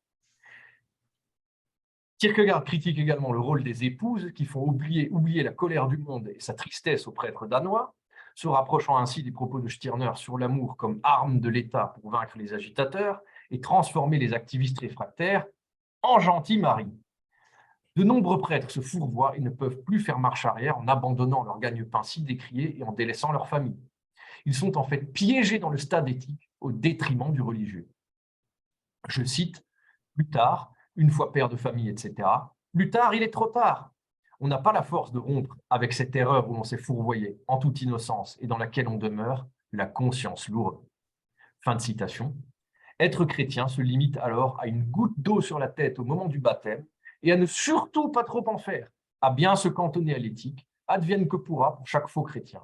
Au moins, ils ne font pas ou peu de mal à autrui. Comment cela pourrait-il les compromettre dans l'éternité? Kierkegaard l'affirme sans détour, le christianisme du Nouveau Testament n'est pas de conformisme ou d'approbation, mais d'opposition au monde tout entier. La chrétienté est devenue paganisme criminel qui se travestit en paganisme et se moque de Dieu. Chaque homme qui se rend à l'office religieux participe d'autant à ce crime et au blasphème. Kierkegaard rejette aussi toute conception de l'homme naturel qui s'insérerait dans le christianisme, comme peut le faire son rival Martensen. Pour Kierkegaard, Dieu est une personne, ça je le disais déjà tout à l'heure, Dieu est une personne au sens propre du terme. Dieu rejette l'officiel et le général en attendant que des individus à part entière se présentent à lui. Je cite, « En vérité, justement parce que Dieu est une personne, au sens le plus éminent, au sens plein du mot, il lui est infiniment plus répugnant d'être l'objet de l'officiel qu'il ne l'est à une femme de voir qu'on la demande en mariage en suivant la formule du guide des convenances. » Fin de citation. L'amour du divin va bien au-delà de l'amour terrestre et ses manifestations sont parfois incompréhensibles et négatives pour l'individu qui, lorsqu'il désire quelque chose, reçoit l'inverse, tandis que lorsqu'il craint quelque chose, voit sa crainte actualisée et même amplifiée. Je cite, très belle citation, « Dieu est terrible dans son amour, tellement, mais nous en parlons selon notre cœur humain. Il est terrible d'être aimé de Dieu et de l'aimer. La proposition « Dieu est amour » sous-entend « Il est ton ennemi mortel ». Fin de citation. La chrétienté d'État se trompe encore lorsqu'elle fait de cette vie une occasion de jouissance et de félicité en préparation de l'éternité qui sera encore bien meilleure. Kierkegaard appuie encore sur le drame d'être véritablement chrétien et individu, c'est-à-dire face à Dieu dans l'intériorité, en tant qu'individu. En d'autres termes, une vie heureuse est incompatible avec le sens profond du christianisme qui doit affronter le malheur, l'angoisse et le désespoir. Il n'y a pas de voie médiane pour l'auteur danois. Un vrai chrétien est seul au monde et seul contre tous. Un chrétien est encore plus rare qu'un génie parce qu'il doit demeurer dans la simplicité et se faire lui-même chrétien. Déjà les apôtres, en propageant la doctrine avec trop d'enthousiasme, ont quelque peu dévoyé le message en faisant une doctrine trop accessible. Le Christ prêche le christianisme sans pour autant toucher immédiatement le cœur des hommes. Il aurait même été capable de prêcher sans atteindre aucun homme et de continuer à le faire. Je cite, « Si l'on veut se l'imaginer, seul l'homme-dieu, c'est-à-dire le Christ, serait capable de supporter 1000 ans et 1000 ans encore de travailler sans réserve par la prédication à la propagation de sa doctrine, même s'il n'avait pas un seul disciple et s'il ne pouvait pas en avoir qu'en changeant les conditions. L'apôtre ressent pourtant le besoin égoïste mais apaisant d'avoir des adeptes, de se multiplier. L'homme-dieu ignore ce besoin égoïste. Aussi ne pratique-t-il que le prix de l'éternité et non celui de la foi. » Fin de citation. Les chrétiens ont cherché à renverser le christianisme en étant de simples bénéficiaires de son aboutissement, en abandonnant les péripéties de l'existence pourtant totalement nécessaires à sa finalité. L'amour des hommes n'y suffit pas pour Kierkegaard. Il faut les aimer à tel point qu'en se détestant soi-même et les êtres aimés aussi en raison de notre finitude, nous quittions tout pour Dieu. Mais de tels hommes n'existent plus. Nul ne parvient à haïr intégralement la chrétienté au profit du christianisme.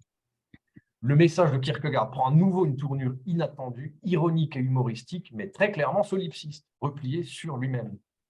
On peut d'ailleurs lui opposer qu'un amour véritable de ses pairs ne saurait se concrétiser par leur abandon systématique, sans quoi ce n'est pas de christianisme qu'il n'y aurait plus, mais d'humanité en société organisée. Que le chrétien puisse ressentir le besoin de tout abandonner par ascétisme est tout à fait possible, mais qu'il le fasse sans tout anéantir autour de lui paraît encore préférable. Le clin d'œil au journal du séducteur semble très évident, mais ce jeune homme est encore piégé dans l'esthétique. Que l'homme de l'éthique abandonne sa promise pour Dieu paraît quelque peu exagéré et sans motif valable au nom de la foi.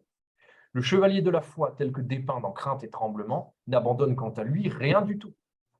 Il vit son existence terrestre sans faire de remous, mais il est tout entier tourné vers son intériorité et effectue des sauts vers le divin avant de retourner dans l'éthique.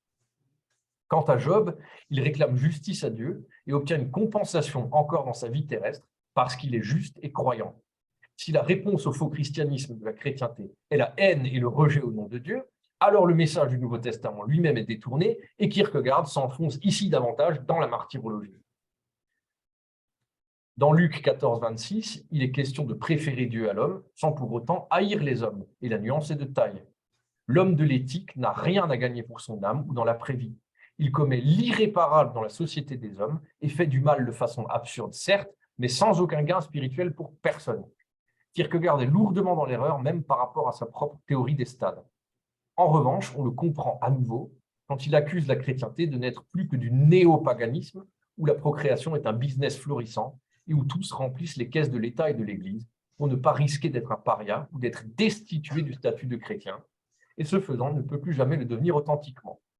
Si le christianisme prévoit un grand bouleversement, un changement en vue d'une mise en conformité avec le message du Nouveau Testament, la chrétienté en a fait un maintien de tout ce qui préexiste sous la supervision du clergé et de l'État, le tout abrité derrière une vague notion d'immortalité de l'âme, de salut et d'éternité complètement dévoyée. Le degré de chrétienté d'un homme est proportionnel à sa faculté, non seulement à payer pour être intégré à la communauté, mais aussi à son hypocrisie, à son hypocrite capacité à obéir au dictat du clergé. Kierkegaard nous dit « Un tenancier de bordel païen ne saurait être sauvé, mais un tenancier de bordel chrétien ne saurait être exclu des sacrements. » L'éloge funèbre est lui-même proportionnel à l'argent déboursé, ce qui illustre à quel point la chrétienté n'est pas tournée vers l'éternité, mais vers la jouissance matérielle des choses du monde et de l'existence terrestre. La chrétienté pratique la fraude de façon éhontée, et le prêtre est le plus grand fraudeur de tous les hommes. Il n'y a plus qu'une étiquette de chrétien que le clergé colle là où bon lui semble. Le symbole de la croix lui-même n'est plus qu'un simple logo qu'on brandit à tout bout de champ et qui ne signifie plus rien.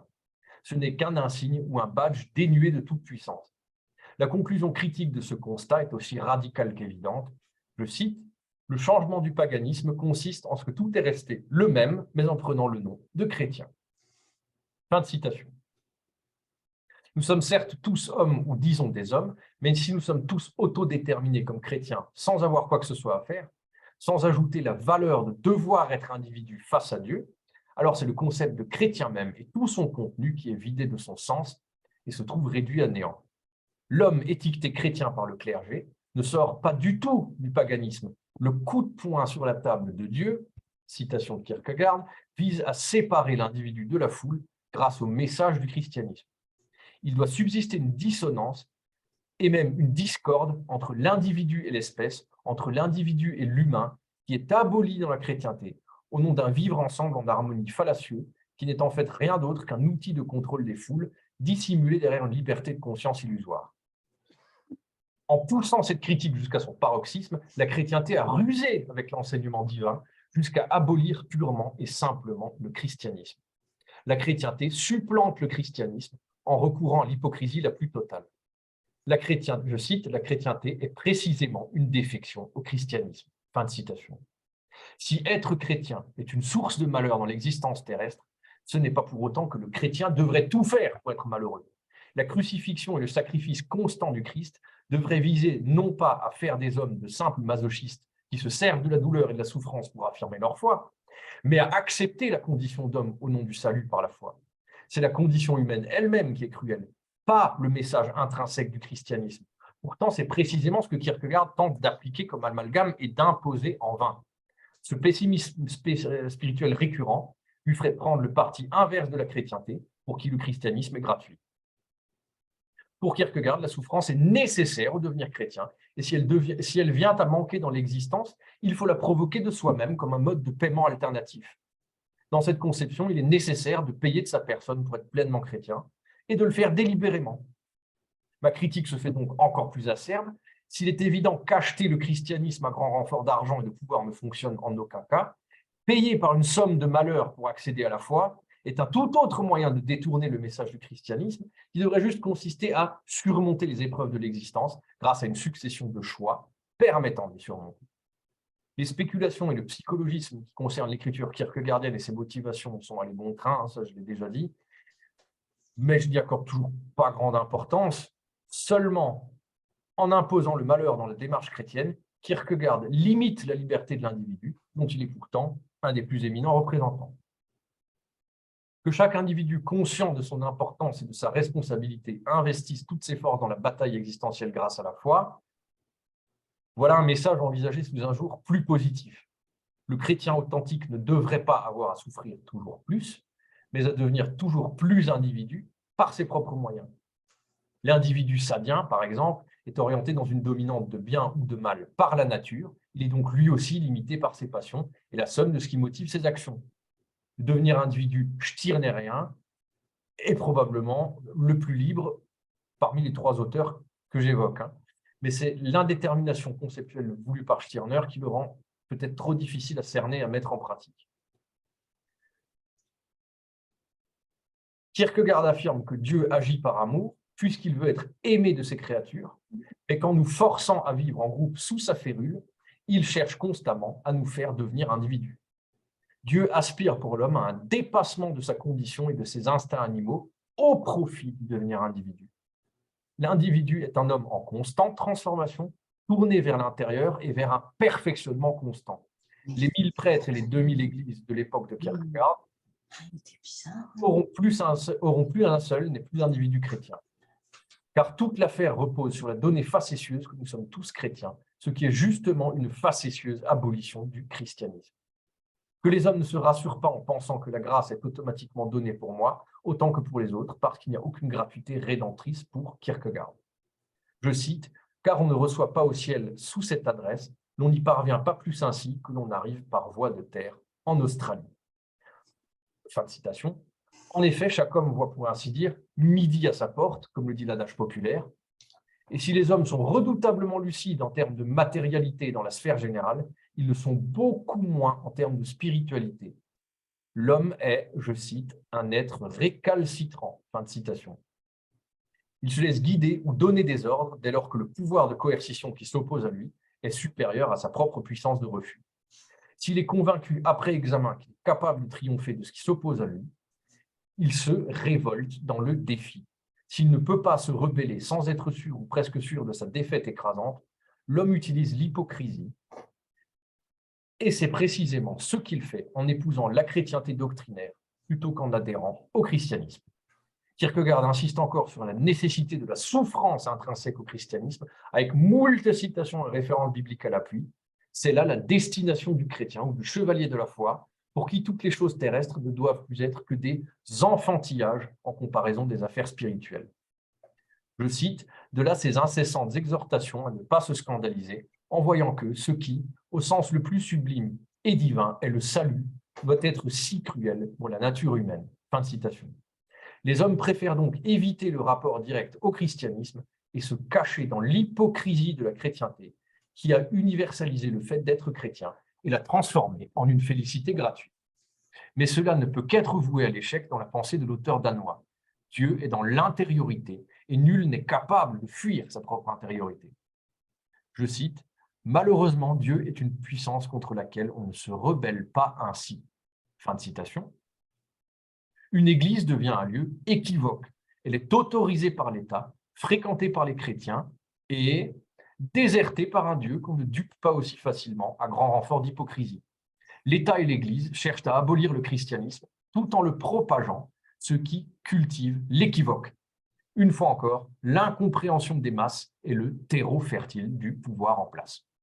Chaque homme peut se cacher derrière un parjure proféré dans le cadre officiel de la justice des hommes chapeauté par l'État, mais dans sa dimension personnelle, dans son rapport intime au divin ou à l'essence profonde de l'humain, aucun homme ne le peut.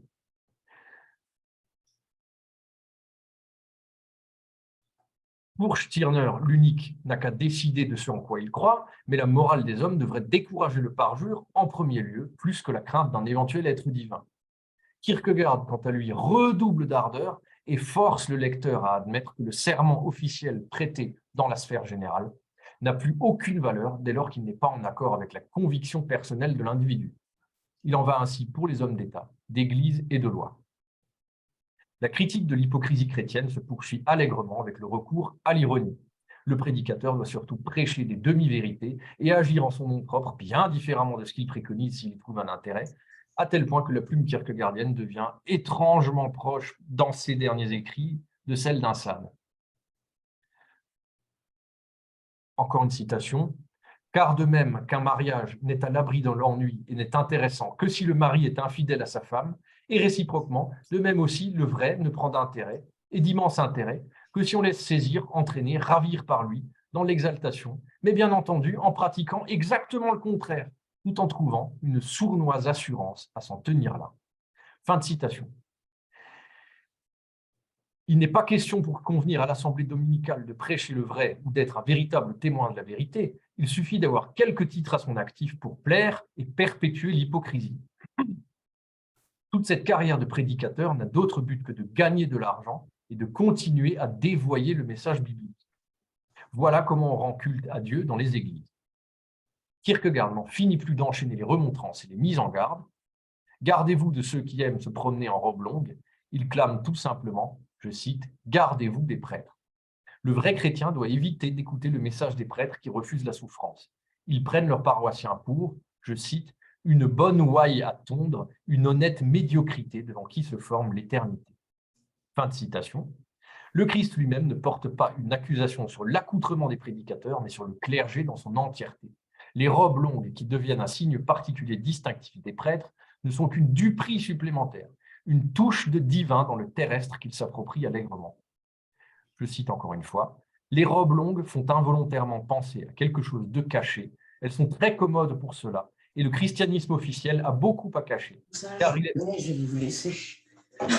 il est du commencement à la fin un mensonge que l'on dissimule donc sous de longues robes. » Fin de citation. Je m'arrête ici si ça vous convient. Je préfère laisser place au débat. Ça fait tout pile 1h30, Catherine, d'autant que je pense que ça fait déjà énormément d'informations à assimiler pour pas dire en ingurgiter en une fois. Je vous remercie en tout cas. Ben, je te remercie, Marc, pour cette conférence. Une conférence très didactique qui nous a permis d'entrer dans les notions clés de l'œuvre de Kierkegaard. Donc, voilà, on peut, si vous avez des questions, on peut commencer le débat donc autour de ton propos. Le solipsisme, c'est bien pour le sujet, le fait qu'il n'y ait pas d'autre réalité que lui-même. Oui, c'est tout à fait ça. C'est de l'égoïsme. C'est ça la définition, oui. C'est de l'égoïsme forcené poussé au paroxysme. C'est ça. D'accord. Donc à la fin, à la limite, même le monde n'existe plus, il n'existe plus que le sujet. D'accord. Et le monde est créé par l'esprit du sujet. Ok, d'accord, merci. On dit que Kierkegaard est le père de l'existentialisme. Hein. C'est exact. Il y a un lien de filiation entre les deux types de pensée. Alors, ça passe par le biais de l'angoisse, de la liberté, donc qui sont des thèmes cher à Sartre. C'est Oui. ça l'affiliation entre les deux pensées? Oui, oui, oui, c'est ça, l'angoisse, le désespoir, la liberté, etc., etc. Tout provient de là. Mais à noter que deux choses, Kierkegaard maintient un existentialisme chrétien. Ouais. C'est un existentialisme chrétien, hein, là où Sartre écrira plus tard l'existentialisme C'est par essence athée. athée, voilà, ce qui est totalement, enfin, c'est faux, voilà, aussi simplement que ça, puisque Kierkegaard est chrétien, voilà, c'est un peu constat. Et le terme existentialisme en lui-même n'existe pas chez Kierkegaard. Hein. D'accord. Le terme existentialisme n'existe pas. Il dit « je suis un auteur à la pensée existentielle, je suis un écrivain à la pensée existentielle ». D'accord. Mais si je ne dis pas de bêtises, hein, tu me diras, Marc, il existe un existentialisme chrétien, donc Gabriel Marcel, c'est bien un existentialiste chrétien? Oui, oui, oui. D'ailleurs, Ouais. oui, oui, encore au XXe siècle, etc. Je pense qu'il y a encore des auteurs qui peuvent continuer avec ça. Hein. Oui, oui, oui, tout à fait. D'accord. Mais alors, est-ce que ce n'est pas contradictoire d'évoquer l'existentialisme et le mot chrétien dans la même phrase? Non, non, pas du tout, puisque un de ses pères fondateurs, en la personne de Kierkegaard, est chrétien au dernier degré, même, hein, D'accord.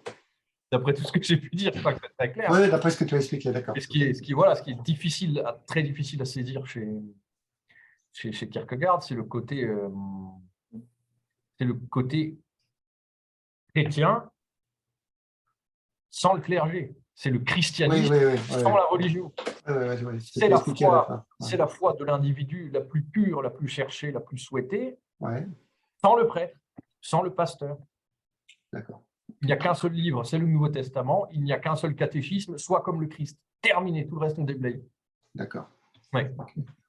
Et est-ce que ça veut dire que dans son œuvre, il y a beaucoup d'exégèse, c'est-à-dire beaucoup d'interprétation des textes bibliques? Il fait référence beaucoup aux textes bibliques ou très peu?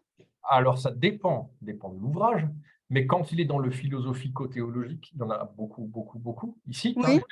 etc. Et tu verras qu'on va voir une toute nouvelle version de l'histoire d'Abraham et Isaac dans la séance sur crainte et tremblement. D'accord. D'accord, d'accord. Il en raconte carrément plusieurs versions, il les imagine, avec des conclusions à chaque fois différentes. C'est le sacrifice du Fils. Hein, oui, c'est ça. Oui. Et que Dieu retient le bras, c'est ça ce que tu as expliqué tout à l'heure. Hein. C'est ça. C'est pour ça qu'après, on le lit comme on veut, soit la suspension téléologique de l'éthique, donc la suspension de l'éthique comme fin en soi, devient une condition, pourquoi pas une condition de foi ou de savoir que c'est possible, ou alors elle n'existe pas, contrairement à ce que dit Kierkegaard, puisque dans le texte biblique, Abraham ne tue pas Isaac. Pas de suspension téléologique de l'éthique dans le réel. Mais c'est Dieu qui a voulu éprouver, est-ce que c'est Dieu qui a voulu éprouver la foi? Oui, c'est ça. C'est ça, c'est la lecture qu'on peut en faire. C'est ça. Mais le geste ne va pas jusqu'au bout. Oh là, je suis plus chrétien que je le pensais. Bon, ça me fout la tête. Ça me fait peur. Je me permets de te tutoyer, Marc. Oui, mais bien sûr, je t'en prie. D'accord, ok, d'accord. J'avais une autre question, mais je ne veux pas monopoliser la parole. Tu as parlé au début de ton exposé de pensée doloriste et masochiste.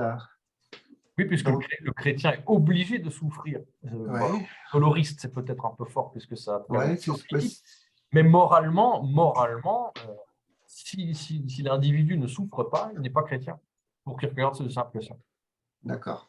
Ok. Il a quand même quitté Régine sans raison aucune. C'est violent, hein, c'est violent. Ce que tu as décrit de leur relation, de ce renoncement,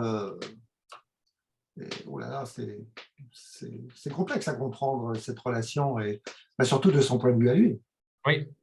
Effectivement, là on voit le masochisme. J'ai l'impression qu'à travers ton propos, ça va au-delà. Mais… Il est tellement convaincu qu'il est investi d'une mission divine qu'il est sûr de faire le bon choix. C'est ça. Mais en même temps, il en souffre. Voilà tout le paradoxe. Oui, il se sont investis d'une mission divine. Et s'il ne l'avait pas fait, il n'aurait pas pu écrire. Oui, c'est ça. Il n'aurait pas pu écrire s'il ne l'avait pas fait.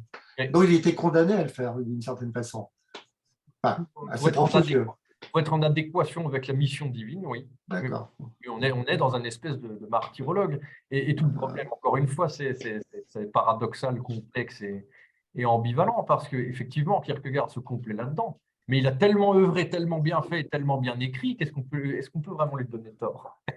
D'un point de vue humain, hein, Oui, oui, pas oui, religieux. oui, Il a quand même pondu 15 000 pages en 21 ans. C'est quand oui. même formidable. Ouais, oui, il a été extrêmement productif et C'est ça. avec des titres assez marrants, enfin, si je puis dire, Journal d'un séducteur ce sont des titres qui sont curieux et qui dénotent un peu par rapport à sa mélancolie, enfin, de ce que tu as décrit, sa mélancolie. Enfin, je sais pas, je le sens comme ça. Et il est mélancolique, mais il fait un usage de l'humour et de l'ironie constant. Oui, c'est ça. Oui, Ça fait partie de ce désespéré joyeux. oui, c'est ça. Ouais. L'humour comme politesse du désespoir, hein, comme on dit. Donc, C'est ça, c'est ça. ouais, ouais. Et comment était reçue sa critique du christianisme de l'État? Il a été mis au banc de la société, ça n'a pas été lu, ça a été… Évidemment, évidemment, quand on va à l'encontre de la doxa, il suffit que les notables s'indignent et la population suit.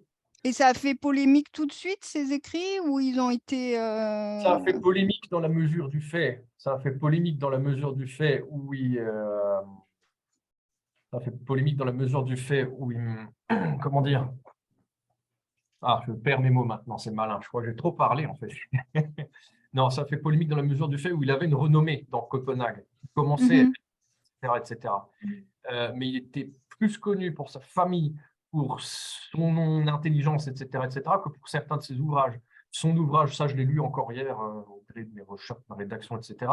Son ouvrage le plus éminent, le plus philosophique, etc., n'a été vendu qu'à 50 exemplaires à l'époque. Oui, c'est ça. Après, certaines autres choses, le journal du séducteur et compagnie, ont été évidemment plus lus parce que ça faisait le buzz, pour ainsi dire. Mais oui, c'était un rejet immédiat par ses pairs. Il était complètement… C'est-à-dire que la plupart des gens du peuple l'aimaient bien, l'appréciaient bien à cause de son esprit, parce qu'il était foncièrement pas malveillant du tout, quoi. Mais les notables l'ont crucifié sur place. Donc, encore une fois, le pari de la martyrologie est réussi. Puisque c'est ce qu'il cherche. Quelque part, c'est ce qu'il cherche.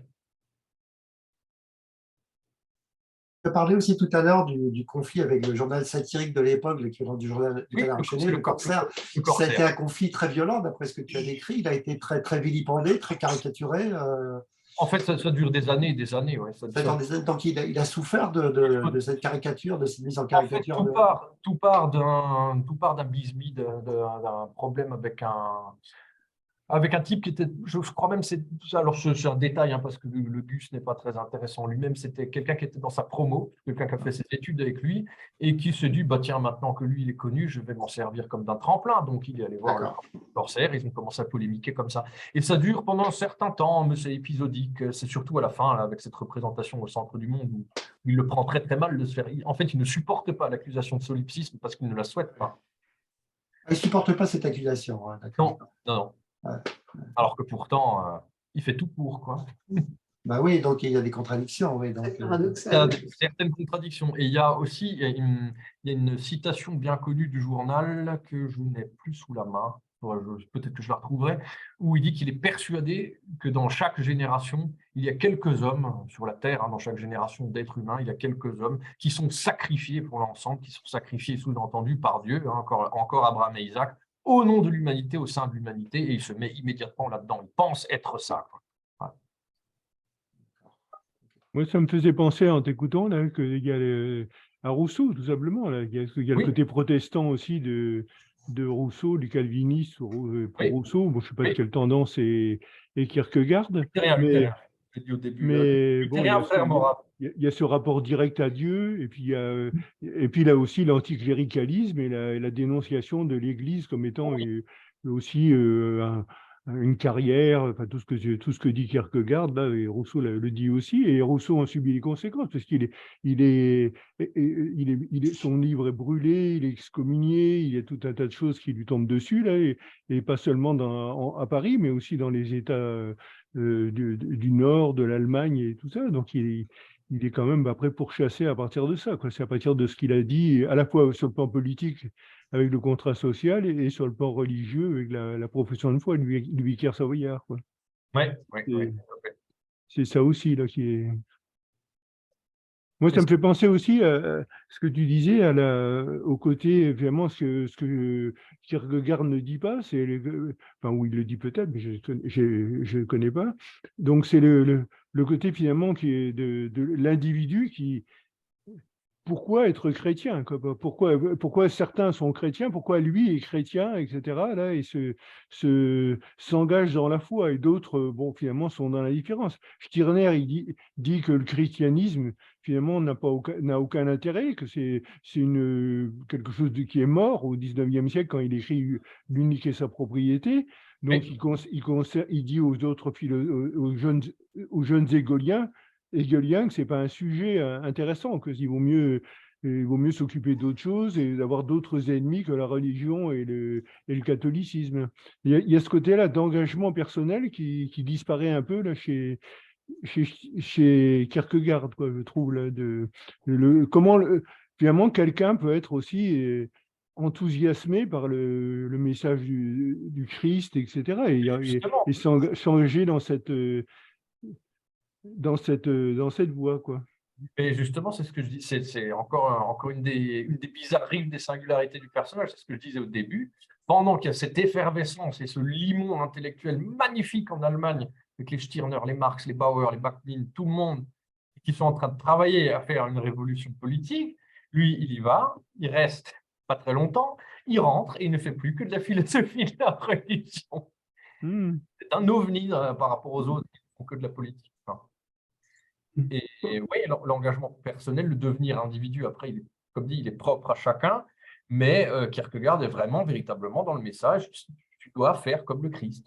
Tu dois être dans le dénuement, affronter l'existence, souffrir, et en aucun cas, comme je disais aussi, ça, j'ai trouvé ça chez un très vieux commentateur, donc le monde n'est plus qu'un support de l'action à la fois. Il n'est pas question de confort ou de matérialité ou quoi, ça ne sert à rien. Tout est tourné vers le stade religieux ou vers l'après-vie. Le monde est un support d'acte de foi. Catherine, s'il te plaît, tu peux activer peut-être la vidéo et le son pour Catherine Bréjean, parce que si elle peut intervenir, je ne suis pas sûr qu'elle le puisse techniquement. D'accord, ok. Est-ce que tu peux, toi, tu peux commander ça? Oui, je peux. Oh, mais t'es Dieu, toi, tu peux commander comme ça. C'est Exactement. exceptionnel. Voilà. J'ai travaillé dernièrement là, sur un écrivain, un romancier français là, qui s'appelle Maurice G. Dantec, donc qui est mort maintenant.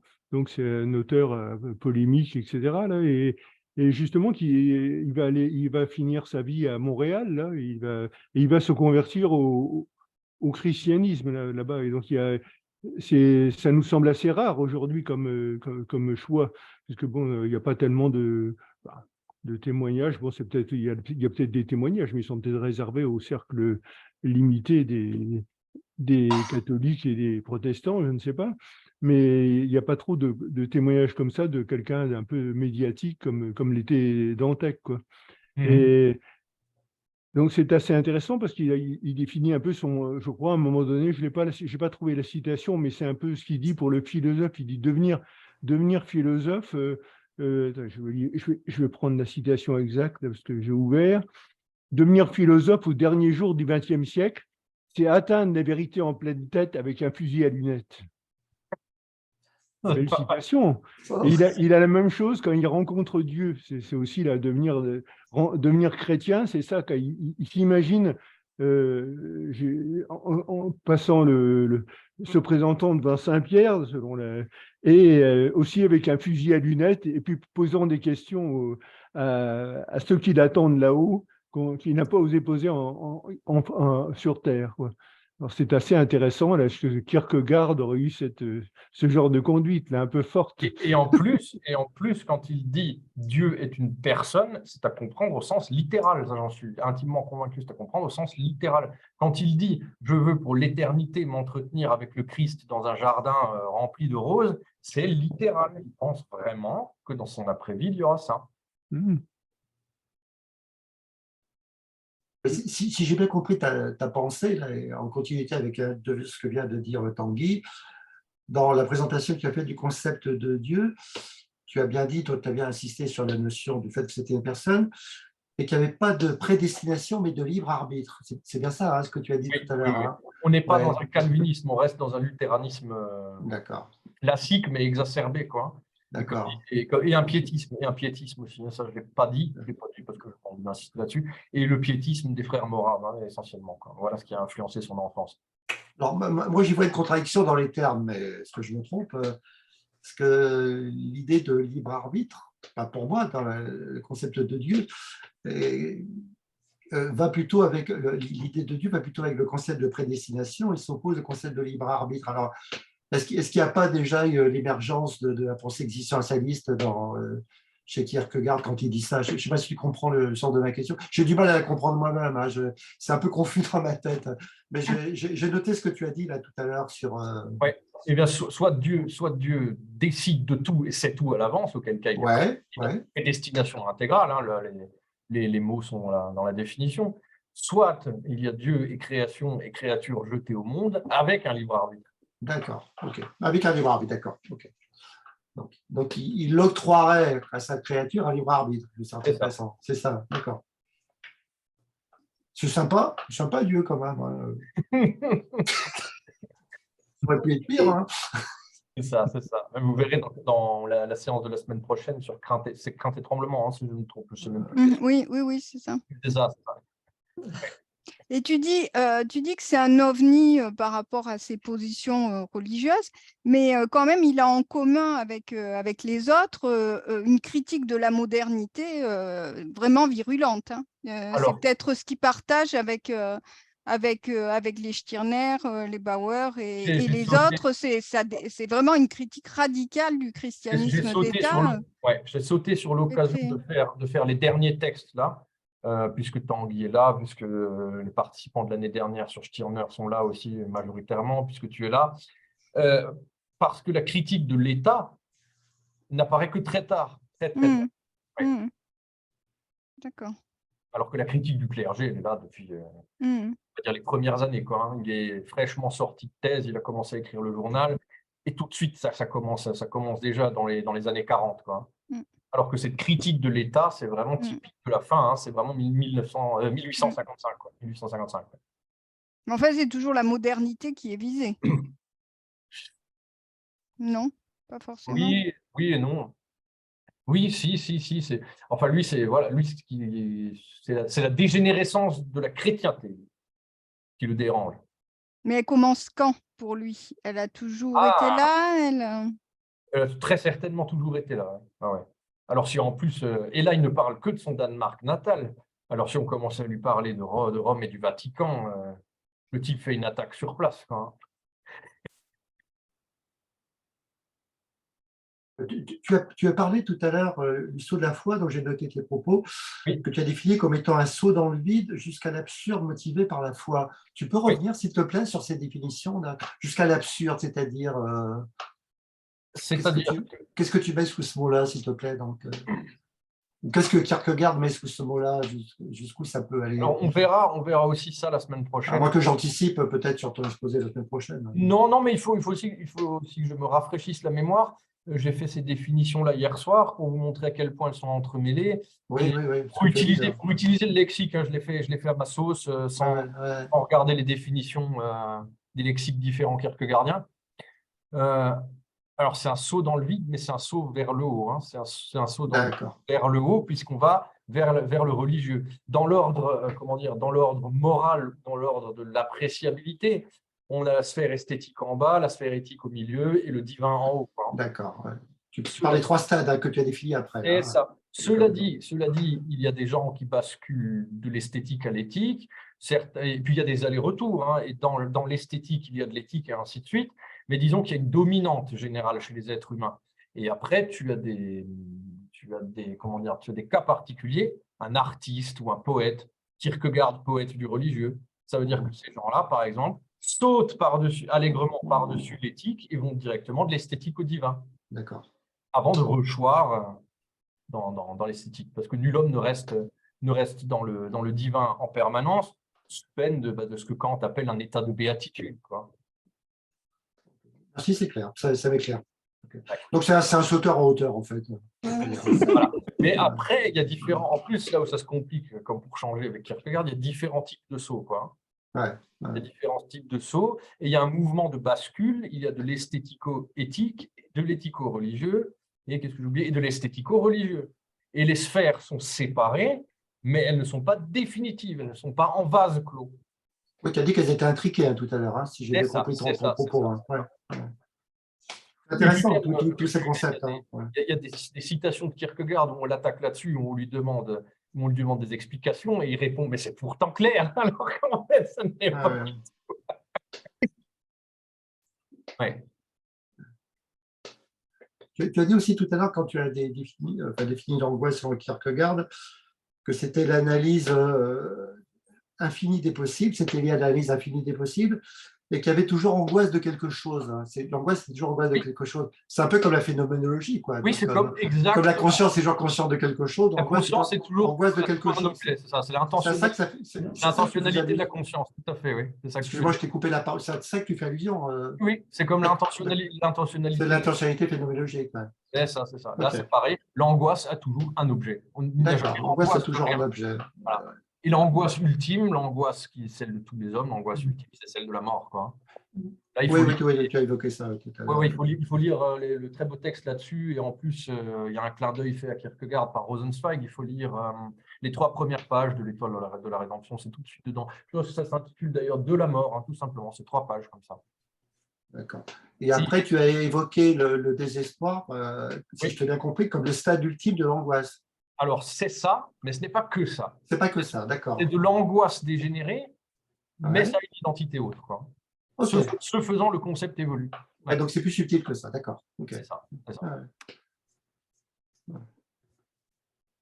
J'ai une question juste pour ma gouverne. Est-ce qu'il est facile et agréable à lire? Alors, tout dépend de l'ouvrage. Oui. Voilà, c'est aussi simple que ça.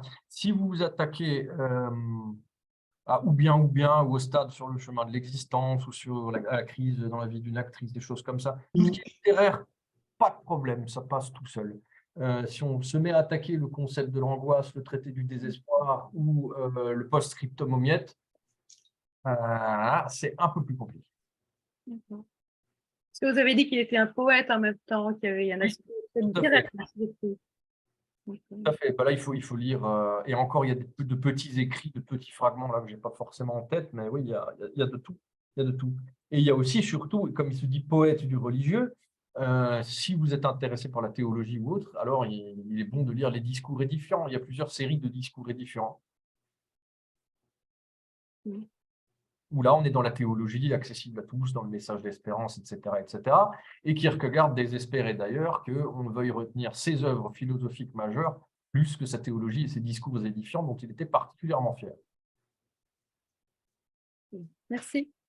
Quel ouvrage, pour poursuivre la question posée par quel ouvrage tu conseillerais pour des néophytes, pour débuter, pour entrer dans la pensée de Kierkegaard? Enfin, je ne sais pas s'il y a une logique ou… Alors, ça dépend. Je ne sais pas si ma question a un sens, je ne suis pas sûr. Si, pourquoi pas, ça dépend de ce que tu veux en faire, puisque, comme dit, c'est un auteur qu'on ne savoure vraiment que lorsqu'on a tout lu, donc c'est ça qui est gênant. Donc, autant prendre la bibliographie que je vous ai donnée et faire dans l'ordre chronologique, on y va. Et picorer façon Gallinacé un peu, quoi, alors. Oui, ou picorer façon Gallinacé, ou bien, Journal du séducteur, des choses comme ça. Crainte et tremblement, ça peut être bien si on a les références théologiques, au pire avec une Bible à côté, et puis le net pour tapoter ce qu'il veut dire, quoi. Et là, on s'en sort bien. Ok, merci.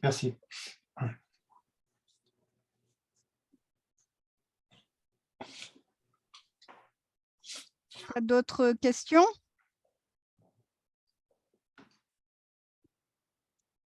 Non? Ben non, on va le renvoyer s'hydrater. Mais un jour, il sera pro de philo, ça lui pendait. Oui, tout à fait. Oui. Ouais, non, ça pendait. Tendance sportive. Tendance au hauteur, oui. Tendance kierkegaardienne sportive avec le… Ouais, tendance Olympia de 2024. C'est ça. Il est mûr, hein. Non, Bon, c'était super intéressant. Hein. Merci. Merci beaucoup. Bon, je sais que c'est dense, je sais que c'est compliqué. Ouais. Je sais que j'ai beaucoup cité la deuxième partie, mais au bout d'un moment, je n'avais pas envie de faire 2 heures de biographique strictement. Ouais. J'avais pas envie. J'avais un professeur de faculté qui disait, avec son accent espagnol, quand on n'a pas d'idée, on fait souvent de la traduction. Et je lui ai répondu, quand on n'a pas de vie, on raconte souvent celle des autres. Joli dialogue. C'est ça, c'est ça. Vous avez fini en duel, c'est ça? Oh non, non, il n'avait aucune chance. Non, même pas. Au couteau? Corps à corps. C'est ça, c'est ça.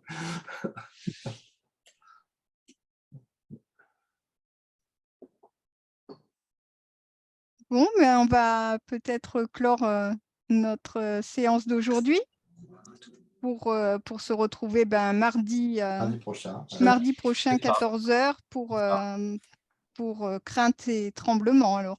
Absolument. Voilà, C'est ça. Avec On On Amélie parlera Le aussi Tombe. de stupeur et tremblement aussi. Tu peux pas Voilà, avec faire un lien avec Amélie Amélie Le Le Tombe, hein, Oui, tout à fait, c'est ça. C'est ça. qui est quelqu'un d'assez intéressant aussi. C'est un avis personnel. Ok, super. Merci à tous.